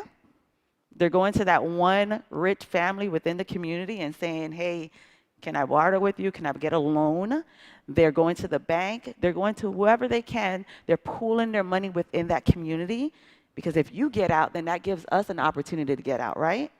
And so they pooled all this money together, got over here, got flown to California, got flown to Hawaii, got flown to the Midwest to work in fields, and immediately got all their documentation taken away. Passports, taken. IDs, taken. Anything that could link them back to where they're from or give them an opportunity to escape or leave, they got taken away and then got shipped to California. And so we have about 700 people between 2001 and 2007 who were victimized by this company run by Mordecai Orion. He's a CEO of Global Horizons. And after a while, it became too much, because now they're doing the most demeaning jobs. Now they're having to work with little to no pay. They're being threatened with guns. They're being beaten, and they're working extremely long hours. Does that sound fun to any of y'all? But there's always that one organization, that grassroots organization, that one person who's brave to speak up, that one element that says enough is enough. And that's pretty much what happened in this case. Somebody said, enough. I can't take this anymore. I'm not able to send back the money that I need for my family. Y'all are beating us. We live in situations where we don't have running water, where we don't have enough food, where there's not any lights. I can't take this anymore. This is not the dream for me and my family. And so the investigation started with the EEOC, where they're like, hey, let's look into this a little bit more. And they end up seizing jets from this company, arresting all their executives, having this whole big thing to say enough is enough with this particular organization, victimizing all these people for that length of time. So that went on for a little bit. And after a while, the feds were like, never mind, it's a lot. They invested a lot of money to try and prosecute this case, but in the end, they end up dropping the charges, unfortunately. Now, by this time, what's going on with the victims? You lost your property because you haven't been paying back this loan that you got from the bank or whoever, the loan shark in your country. Your family is suffering because, remember, we all pulled our money together to make sure that you could get there, but you haven't been keeping up your end of the bargain by sending it back. Not by choice, because you didn't have any choice. And so now we have a network of people who are like, I came here for a better life. What is going on? And so the feds worked with their CDC over there and actually sent them back home. And the charges were dropped, but the criminal charges were dropped, but then they did a civil suit against them. And so, of course, there was about 8 companies including Del Monte, who was involved in this, and the majority of them said, we're going to settle out. We don't want the bad publicity. We're done.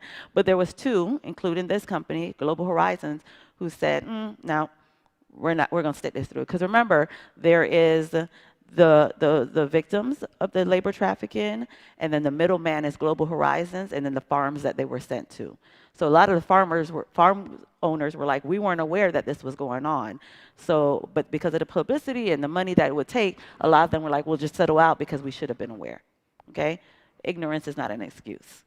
But there was two that said, no, we're going to keep fighting. So in the end, they kept fighting, and in the end, they lost a lot of money. And after a while, Global Horizons couldn't afford to pay their attorneys anymore. So they lost. So they end up having to pay out a couple $1 million to the workers who were victimized in this. And like I said, the federal government set up a network with their CDC in Thailand to be able to go back to these remote villages and actually pay the workers what they belong, depending on the length of time that they were there, what they had to do, and all that. And so in the end, there was some justice associated with that, but Mordecai has moved on. I just saw him on LinkedIn, and he is in a new position, new CEO somewhere else, and saying, I had nothing to do with any of this. I didn't do anything wrong. Well, sir, the 700 people who you victimized thinks differently, okay? But again, it's calling out, it's taking action when you see something and making sure that we're standing in the gap for people who may not have a voice, because that's what happened in this situation, and it helped to save lives.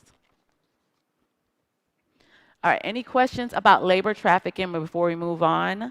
Again, it could be in the agriculture field, it could be in domestic workers, it could be someone who is bringing someone from their home country over here to be a housekeeper or to work with their children, but they never get an opportunity to see the day of light. You can see minors who are brought over, especially from Haiti, who are being worked in the homes and never have an opportunity to go to school. So if you happen to do a home visit, if you happen to respond to a call at a home and you notice that, well, this person looks a little different from everybody else, or why is this room locked and there's locks on here and somebody's back there, or why is this child not allowed to go to school, or why is this adult looking like they're in fear of their lives, then that could be an indicator that you may need to follow up or call somebody who is able to assist them to find out if it truly is human trafficking.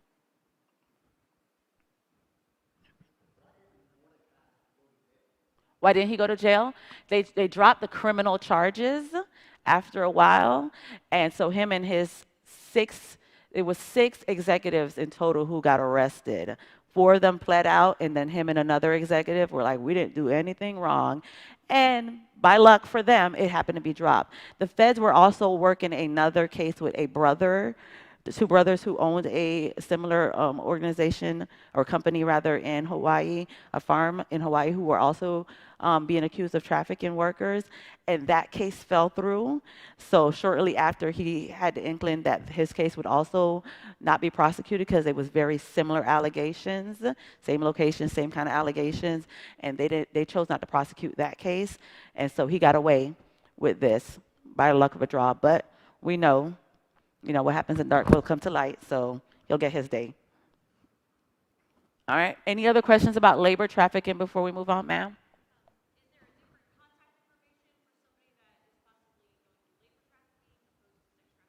You could call the National Human Trafficking Hotline, and I have that on one of the slides, I believe, at the very end. And then if you think it's a minor who is being trafficked within our community, call local law enforcement, and then call the 1-800-96-ABUSE hotline for the Department of Children and Families. So it's 1-800-96-ABUSE, and they will take it. Remember, this is the one maltreatment within the child maltreatment index that the hotline will accept without the perpetrator being a caregiver. So it does not have to be mom or dad. It could be that worker. It could be that employer who is now using a minor for the means of labor trafficking. And so they will get involved. When those cases are generated at the hotline, law enforcement is automatically notified. I've worked cases with Homeland Security, with FDLE, like local law enforcement, our Child Advocacy Center. So it's a There's MDT, like multidisciplinary staff-ins or meetings that are required. So there's a lot of work and collaboration when it comes to human trafficking as it relates to labor trafficking and sex trafficking that come into play when it's a minor within our system of care. If it is an adult, there's different organizations like One More Child, like Sail of Freedom, like Devereaux, Delta program that will help with the recovery and with the assistance needed for those survivors and victims as well. So it just depends on what the circumstances are, but there are different resources available, and the hotline is the best option, or local law enforcement, and they'll direct you to where you need to go. Okay? Did I click that? You did? Okay. So let's go back. We're going to get into the sex trafficking part of it. Are you going to go back to where I was? Okay. Any other questions about labor trafficking? Yes, ma'am.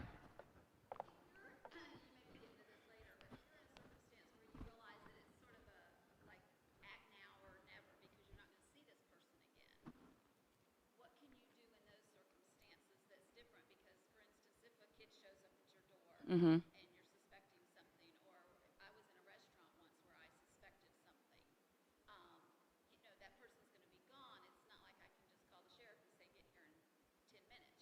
But you can. Yeah.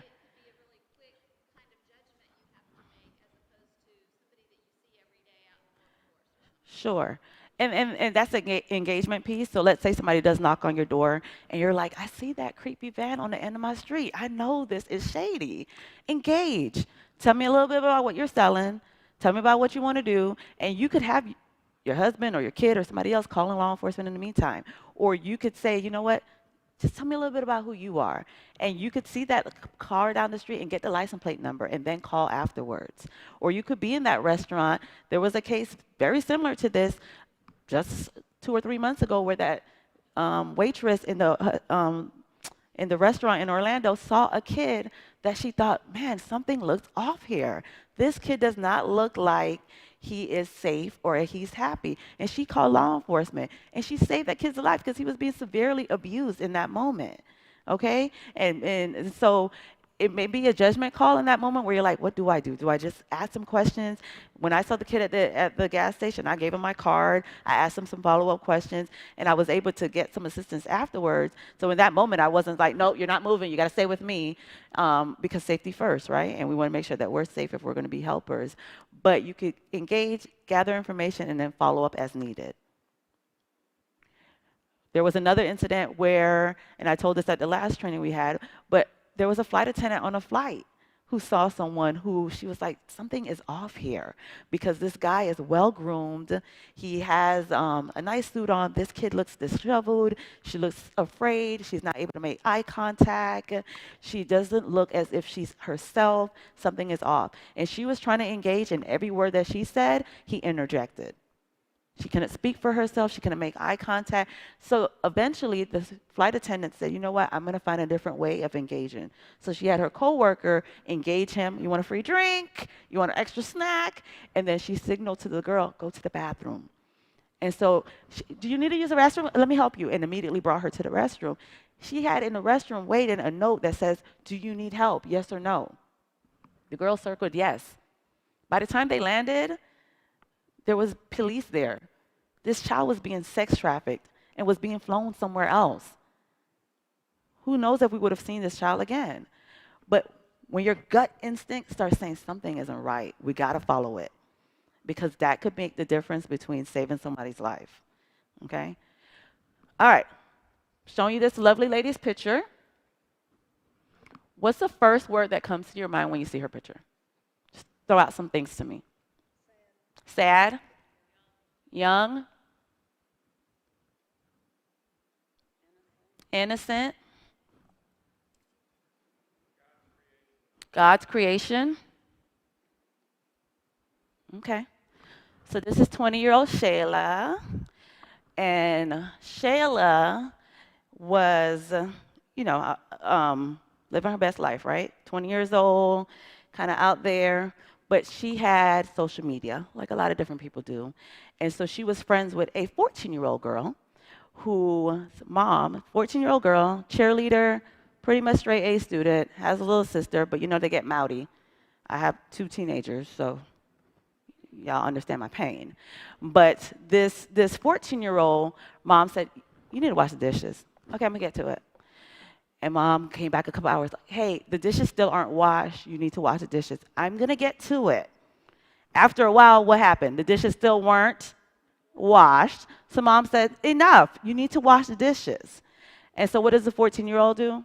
Gets frustrated, goes to her room, slams her door, and jumps on social media. And she puts 4 words on social media immediately. She posts. What do you think she put? I hate my mom. So immediately she puts that, I hate my mom.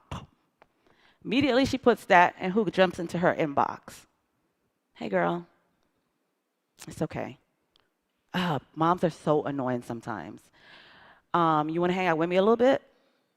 And so the 14-year-old is like, yeah, I want to hang out with you a little bit because I hate my mom. She gets on my nerves. She's mean. So she's like, okay, bet. I'll come pick you up. Let me know where you live. We could go smoke at my place, chill a little bit, and you'll get away from your annoying mom who's just trying to get on your nerves. So immediately, the 14-year-old, straight A student, cheerleading team, hanging out with her mom and her sister, is picked up by Shayla. Shayla picks her up and brings her to the hotel where she's staying at. Well, this is where I'm living. Okay, I guess. Whatever. We don't hang out, chill, that's fine. Well, immediately when she gets there, they're greeted by Shayla's boyfriend. Okay? And so they walk in the door, and he's 30 years old. And his name is William Jacobs.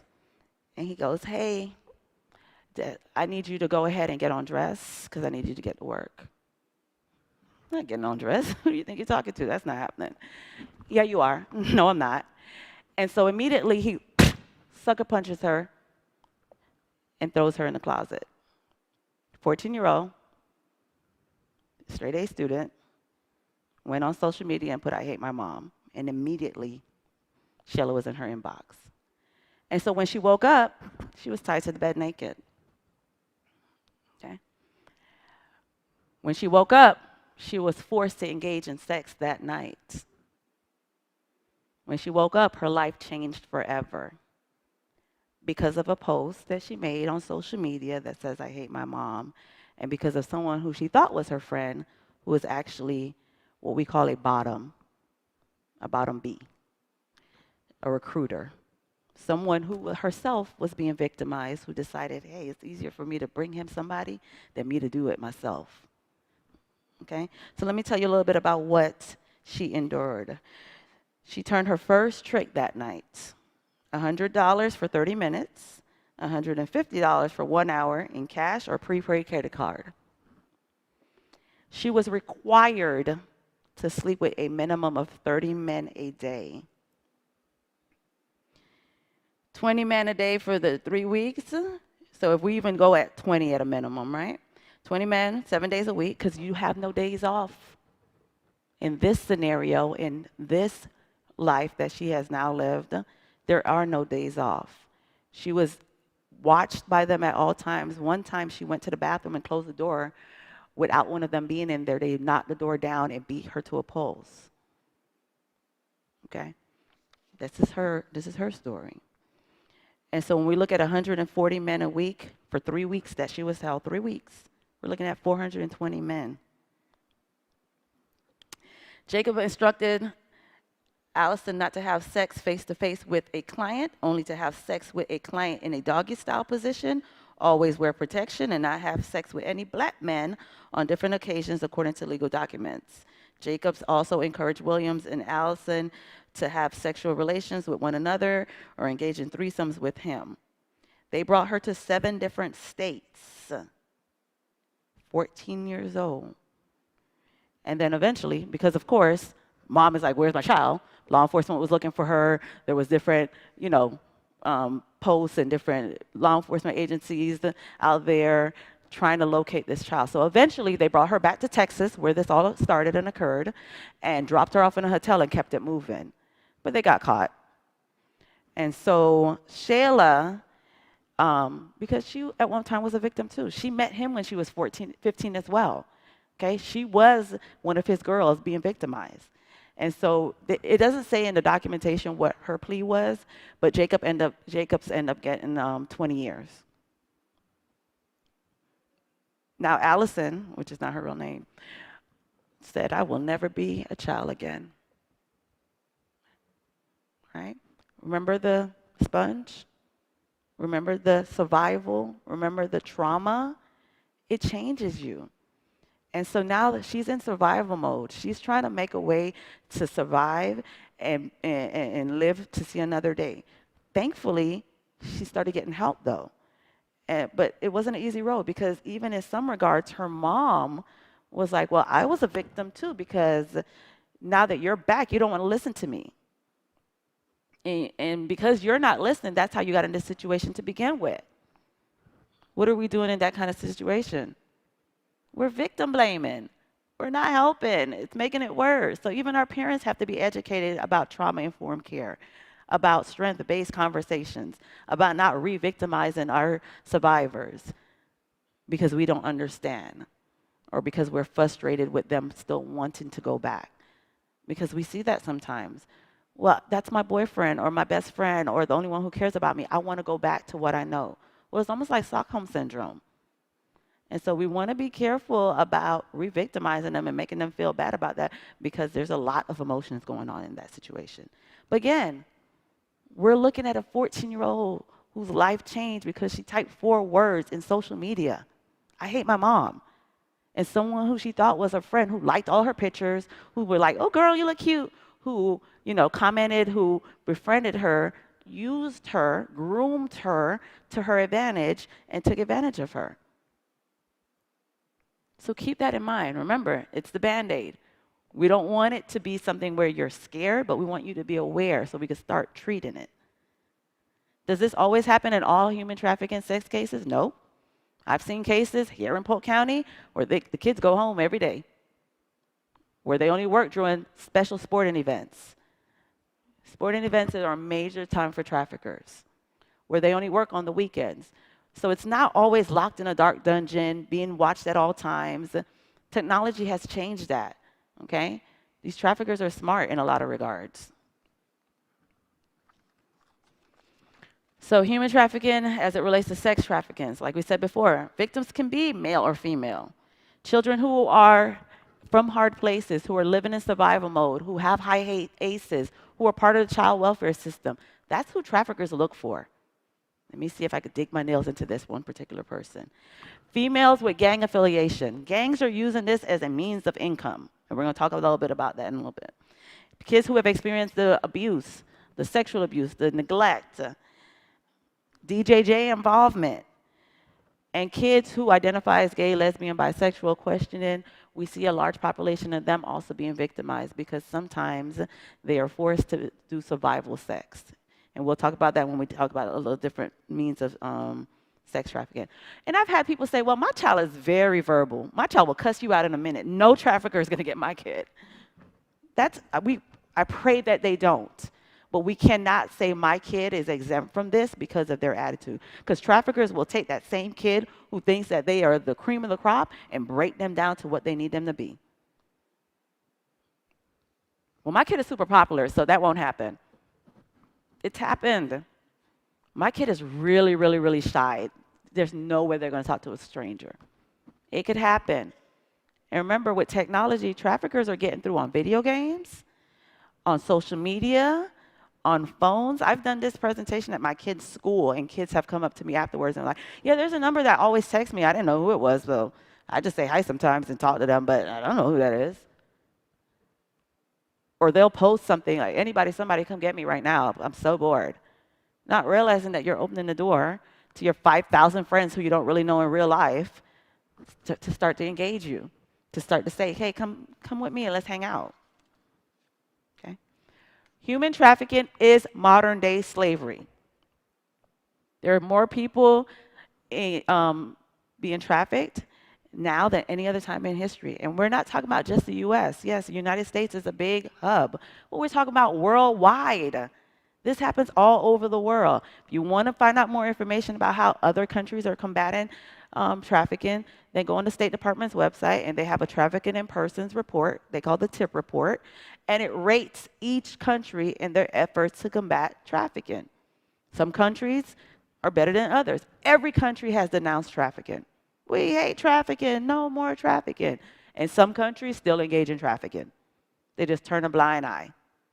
And so when we look at the ratings and efforts made to combat trafficking, then it goes back to the money. Are you getting the assistance that you need?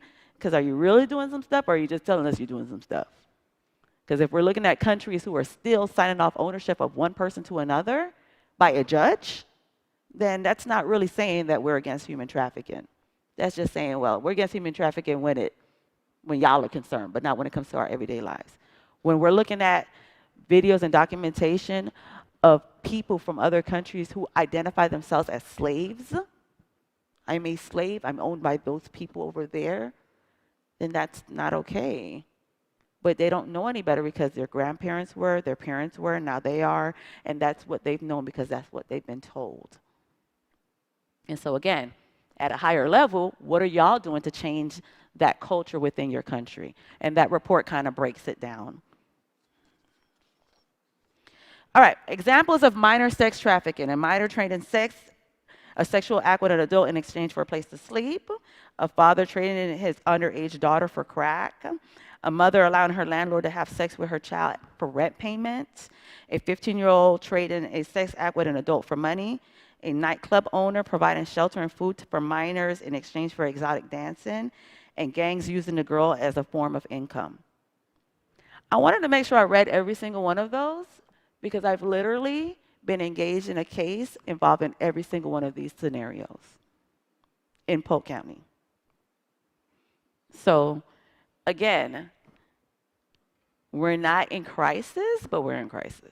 We need to make sure that we're ahead of this because unfortunately our children are being victimized.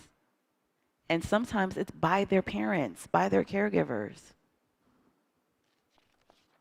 So let's look at it. We have the pimp control, and we're going to talk about the pimps in a little bit, but that's when you have somebody who is actually working for you, who is doing the broadering, right? Then we have renegades. I don't have renegades on there, but renegades is that one person who is working for themselves. So I'm the pimp, I'm the person being trafficked, all in one. All the money comes to me. Then we have familial, which is mom, dad, auntie, grandparents, who are the ones who are being the traffickers. Unfortunately, we've seen those situations. Hey, sweetie, we're going to be homeless if you don't sleep with the landlord. Just do this one thing for your family. If you really love us, you'll do this one thing, or else we're going to be on the streets. And so now we have a 14-year-old who's sleeping with the 50-year-old landlord in order to make sure that they have a place to sleep tonight, and mom set it up. Okay? There was a big case in the Carolinas where mom owed a drug dealer, was it $250? And decided, and he said, well, you sleep with me for the money. You owe me money, you sleep with me. Oh, no, I would never sleep with you. But you can sleep with my 6-year-old daughter. And so he slept with the 6-year-old daughter, ended up killing her. Video and everything else. It was all over the news a couple years ago. And so those are the familial ones that we're talking about. Those are when the parents, caregivers are the ones who are making the exchange, who are the traffickers. The survival sex is in line with the renegade sex, right? I have to do this as a means of survival. And so I need somewhere to stay. And it's all a process. Hey, man, come stay with me for a little bit. You can stay with me as long as you need. I know your parents kicked you out because, you're identifying as being gay, but come stay with me. I got you. You can eat all the food you want, listen to some music, have somewhere safe to hang out. And then before you know, you eating everything up in my house, man. Like, you a hungry guy. Or, man, that AC bill went all the way up ever since you've been here. And so before you know it, if you want to continue to stay here, I need you to do me a favor. And so as a means of survival, do I want to go back on the streets and sleep? Or do I want to continue to stay with this person who is kind of looking out for me, and I could do this one thing for them or their friends? And so as a means of survival, I'll do it. The other big one is a gang. Gangs are using this as a means of income really, really heavily. They'll do it with the girls. So a lot of times the boys get beaten into the gang, and sometimes the girls do too, depends on if their legacy or whatever else. But the gangs are using this as a means of making money for their enterprise. And so they will have the girls, sometimes they're gang members, sometimes they're girls who they've just recruited and made them feel like they're part of it when they're really not, and have them out there turning tricks or being trafficked as a means of income for that gang. So again, if you see behavioral changes within a child who you go to church with or you live with or is a part of your community, and now all of a sudden they're using terminology that's part of the life, that should be a red flag for you. They're all of a sudden favoring a color and using terminology like their gangs, throwing up signs. That should be a red flag for you. They're all of a sudden very secretive about what they're doing. Red flag for you. They're all of a sudden being able to purchase things that you know they have no money for. You got $600 hair in your head, a $1,300 iPhone, and $300 nails, and you have, where are you getting this money from? My boyfriend. Who's this boyfriend?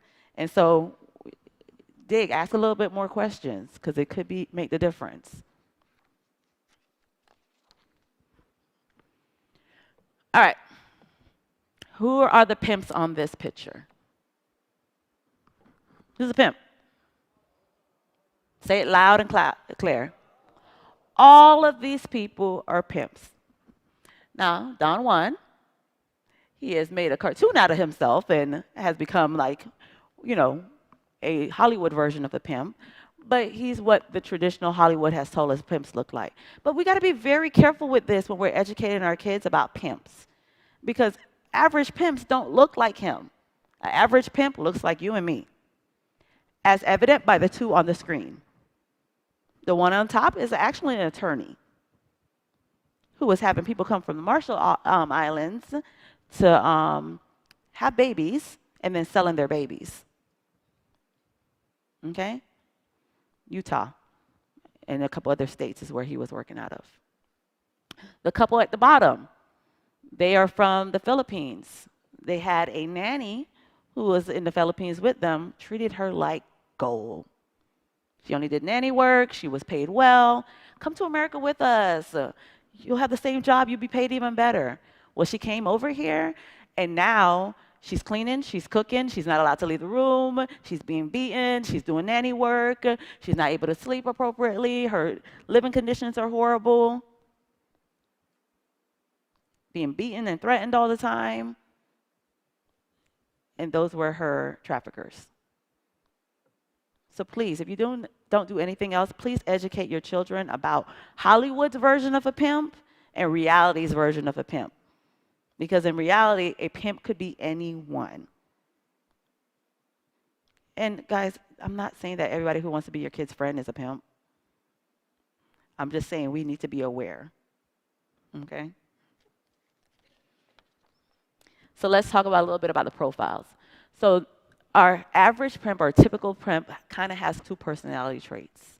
They're either Mr. Romeo, baby, baby, baby, I love you so much. I'm your everything.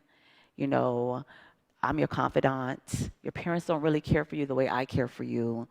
Tell me everything. I'll fight somebody for you. Okay? I'm going to buy you what you want. I'm going to make sure you get a house. I'm going to make sure you get clothes. I'm going to make sure you get that love that you've been yearning for. Remember the ACEs?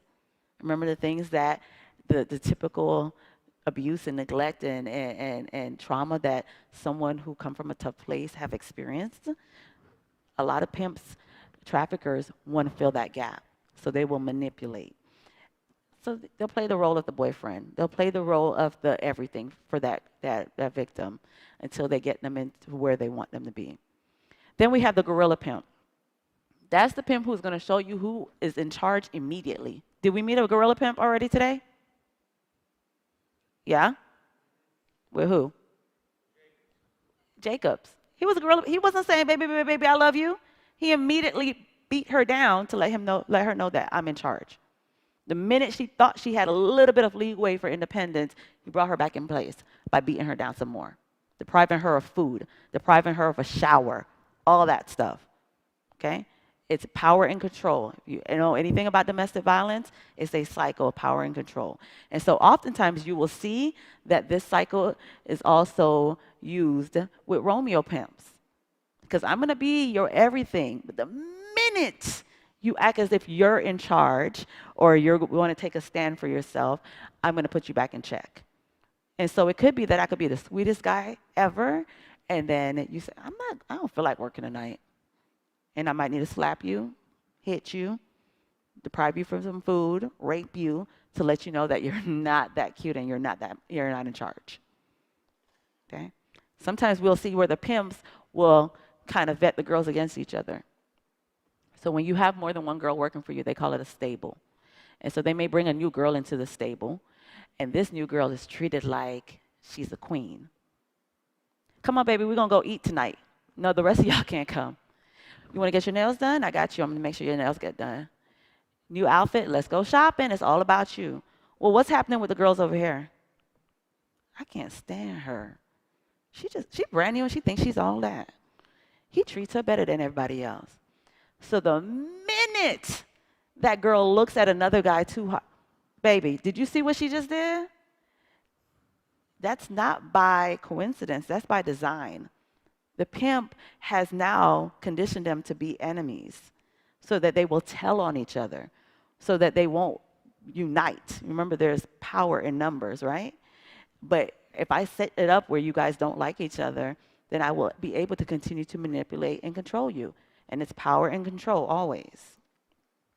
So who fits into these categories? Like I told you before, anyone. It could be the classmate. It could be the parent. It could be the auntie. It could be the stranger on the internet. It could be the neighbor. It could be the boyfriend in school. It could be the well-educated, well-spoken person. We've seen pimps get so sophisticated with technology that they're using different devices to track their girls and their guys. They're using the little chip that you would insert into your dog in their girls to track them. I don't need to be on the corner watching you at all times. I have like 360 on my phone, or I have some other means of tracking you and controlling you. And so sometimes you won't even see the pimp. Sometimes they don't even meet the pimp. I had one girl who was 15, a lot of trauma and issues going on, but her boyfriend, who lives in Virginia, who she's been dating for 2 years, who was directing on her on what to do down here, she had never met him before in person, ever. But he had so much control over her mind that literally she was fighting her parents, fighting any means possible, following everything he said. Never met him before in person. Just saw pictures. And we already know about catfishing, right? So no telling how this person really looked. So from the mind of a pimp, once you step into that world, you have given up who you are for what I want you to be. So if I want you to be the girl with the short red hair and you love your long blonde hair, well, guess what? You're the girl with the short red hair now, because that's what I need you to be in this moment. If you're the girl or the guy who doesn't like certain acts, sexual acts, then guess what? When you're with me, that's what you're going to do. You have no choice.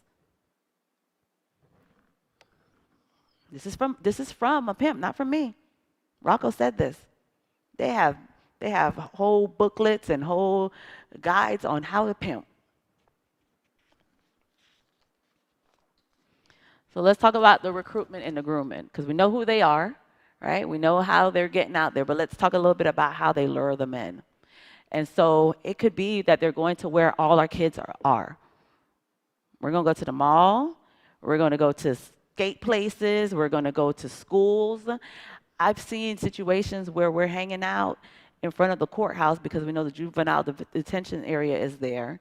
And the kids have to go there for whatever courses or whatever they have to do, because I've done a couple of trainings with that population as well. And I'll just hang outside and wait, because I know you're bound to come out. And you're going to be upset about how annoying this is, so I could jump on you and kind of encourage you to fall into what I need you to do. It could be that they're meeting them at school, at the football game on Friday Night Lights. And so there's anywhere that they could lure them in. But once they lure them in, they may use the elements of force, fraud, and coercion, but again, we don't have to prove that. So I could say, man, come hang out with me, and you're going to make sure you get everything you need. For instance, one girl living in a shelter with her mom in Orlando, just really hard times, was wearing a matted wig to school every single day. And y'all know how synthetic wigs look once they get matted up. It's really, not that pleasant. And bifocal glasses every single day. So kids were making fun of her. Clothes looked tattered up, 16 years old, in high school, and just the butt of everybody's jokes. Well, one of her classmates says, girl, come hang out with me and my boyfriend. It's a true life story. Come hang out with me and my boyfriend, and you'll be able to get some money, and you can get your new glasses or whatever else you need. Like, you don't got to do nothing. You just got to hang with us. And so the first time, it was just hanging. Then the second time was like, girl, we got to do this because my boyfriend going to get mad. And so before you know it, she's now having sex with boyfriend's friends for money because she wanted a new wig and new glasses and new clothes. And so it could be that fraud of, I'm here to help, but really it's, you're going to do what I need you to do in that moment. So social media, Snapchat, TikTok, I don't know if you guys are aware, but on Snapchat, people could see exactly where you're located, geolocated, and they could see down to the street that you're on, see if you're in an airplane. And so sometimes our young ladies are like, oh my gosh, like it's so funny because I met this guy this one time. We exchanged Snapchat information. And since that time, I've seen him at McDonald's when I'm in McDonald's. I saw him walking on my street when I was on the street. I saw him at the football. Like, it's meant to be. Not realizing that, no, he's just following you. This is the setup for the letdown. This is the grooming. This is the luring in. This is how I'm going to make it seem as if we're destined to be together and that I'm your everything. Okay? Serendipity right there. And so once that happens, I'm going to lure you in. I'm going to develop the trust. I'm going to make sure that I am your everything.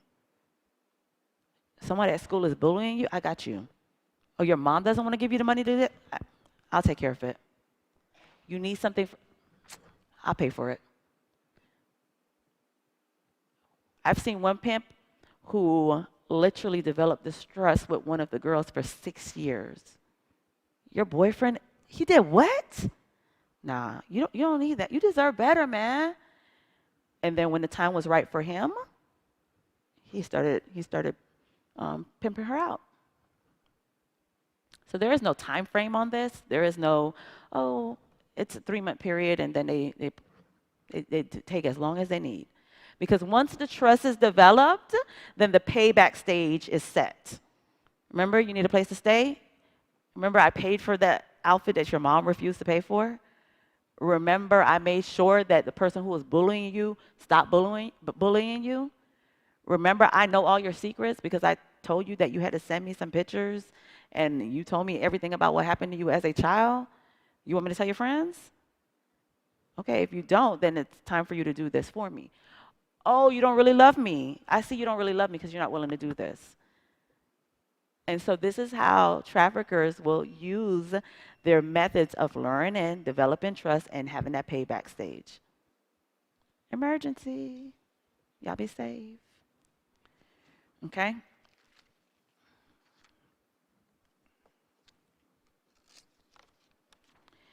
So signs of concerns for someone being victimized. Again, a couple things that you guys could look out for. Do they have really sexualized posts on social media? That's a sign that something is going on, especially when we talk about a minor. Do we have excessive or frequent internet, like they're obsessed with their internet usage, and it's very secretive about it? That should be concerning to you. I know that's sometimes the issue when we have kids who come into care. They don't want to let go of their phones, but that's their connection to their trafficker.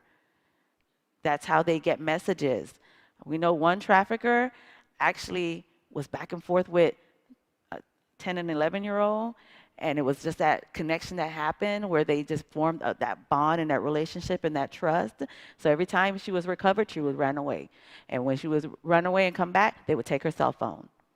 Well, trafficker got smart and was like, okay, I got an idea.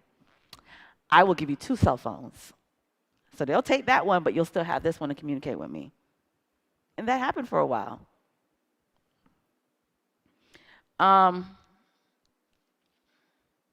Doctors and nurses have concerns for STDs, where someone who should not be having as many STDs or any at all, or frequent visits to the ER because they have bruises and marks or unexplained injuries.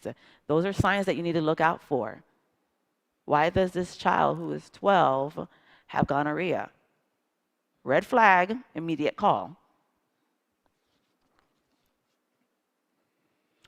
Some other signs and some other methods in which traffickers will attract people is kids who live in shelters and group homes. They're looking at them. They consider them throwaway kids. We don't, but they do. This population nobody cares about, so I'll go ahead and just recruit them. Okay? Dysfunctional families. Mom's on drugs, dad's not around, big sister is in and out of jail, big brother is running the streets, whatever. It's my way of getting to this one kid. Kids who are homeless or frequently run away. Keep in mind, traffickers will approach a child within 48 hours of being on the street. We saw something like this a little bit earlier. The red is where we see a lot of incidents of trafficking. Okay? Central Florida, think about where we are. We have 95 that runs through here. We're centralized, so a trafficker could get the north and south as quickly and easily as possible. We have the ports. We have people who are traveling for sex trafficking, tourism, but they're really pretending like they're here for, to see the mouse or to go to a theme park or do something else. But it's really the sex tourism that they're here in town for. And no one will question, oh, you're going to Florida? Cool.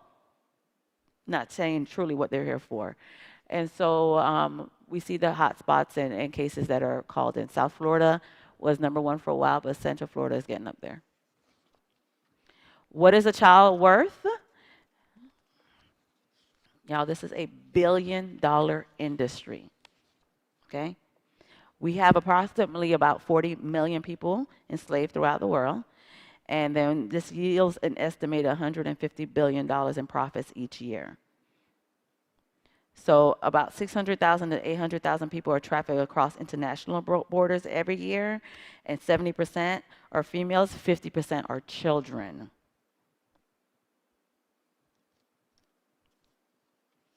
And think about it, guys. I'm walking through the airport. I have somebody who has balloons of drugs in their stomach. That's more risky. I don't want to deal with that. TSA is going to do the scan. They're going to see something's wrong. One might rupture. There may be issues. I'm walking through that same airport with somebody who I'm trafficking. Once I sell that drug, that drug is gone. The money exchange is over. Once I sell this person to you, I could sell the same person to you, and you, and continue to make money off of it. That one person. And so it's more lucrative for them. Again, if you see something, say something. Okay? Don't dispute the facts when you're engaging with the victim or the recovered person. So like the things that we've been on, if somebody's like now talking and willing to open up to you and say, well, yeah, that was like 6 months ago, then I had to go here and I had to go there, but well, 6 months ago you were over here. Remember? Memory? Remember the cortisol? Remember the trauma? Sometimes it's not going to be lined up. Do y'all remember what you ate last week for dinner on Tuesday? Probably not.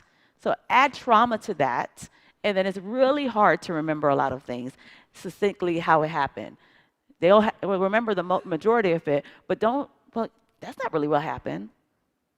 It's okay. Allow them to express themselves, especially if they feel safe enough with you to be able to do that. It's not everyone they want to disclose to, okay? Don't expect a child or even adult to view their situation as them being exploited. Sometimes, again, that's my love. There's nothing wrong with this. Y'all are the only ones who don't think something is wrong with this, not realizing that they are being victimized.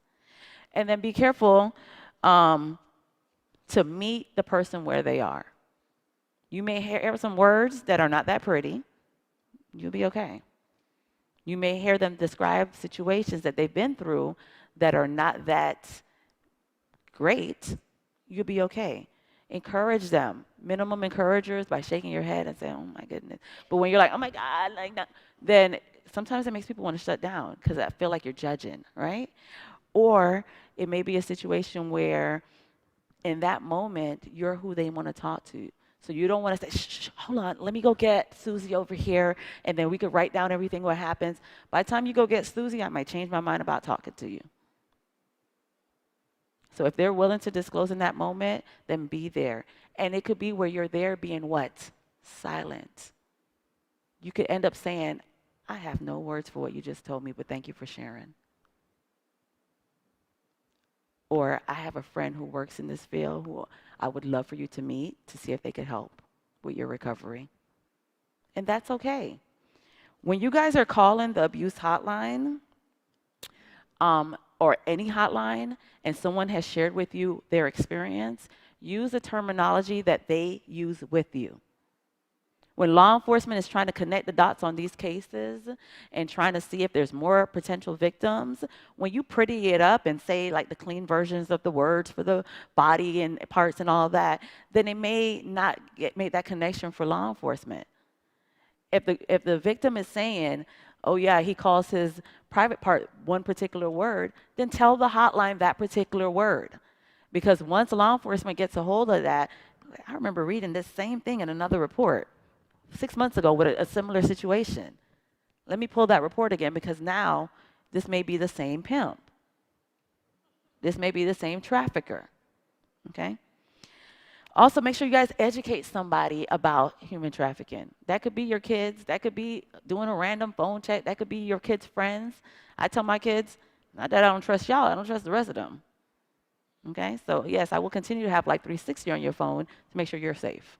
I will continue to educate you about what human trafficking is, about talking to strangers, about making sure that we're protecting ourselves online, on video games. We have to have the conversation.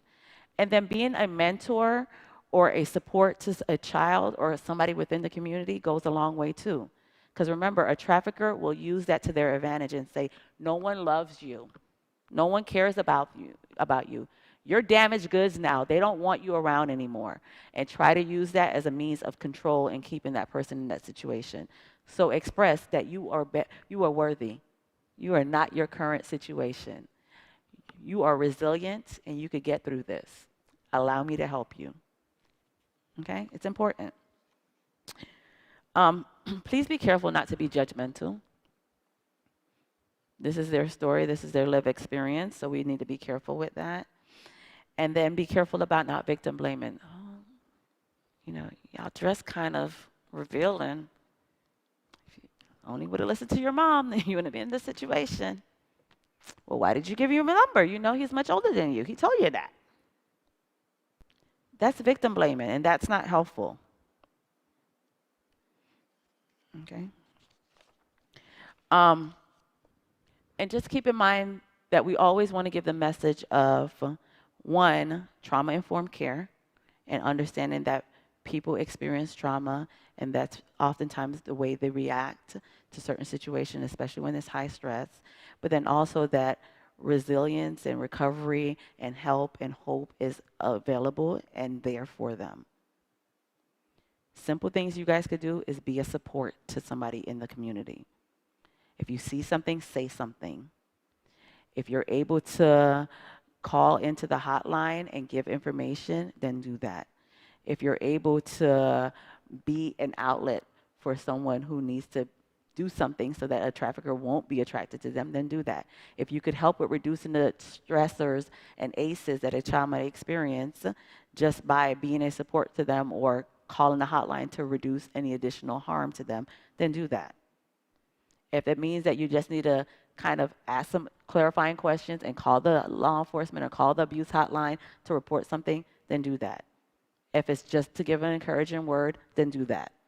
Everybody plays a role. So I'm not telling everybody to be on the undercover stings like what I do and be out there at night trying to catch the bad guys like law enforcement does. But it could be that you're just that person who says, you know what, something is off here. Let me write down this license plate number. You know what? I'm here for you if you need someone to talk to. Okay? So that's the end of this presentation. And I hope you guys learned something. If you have any questions, remember this afternoon, we're going to have our Q&A panel discussion. So we'll be happy to answer any questions then. And at this time, we're going to do lunch. So he's going to come up and tell you guys. Thank you, guys.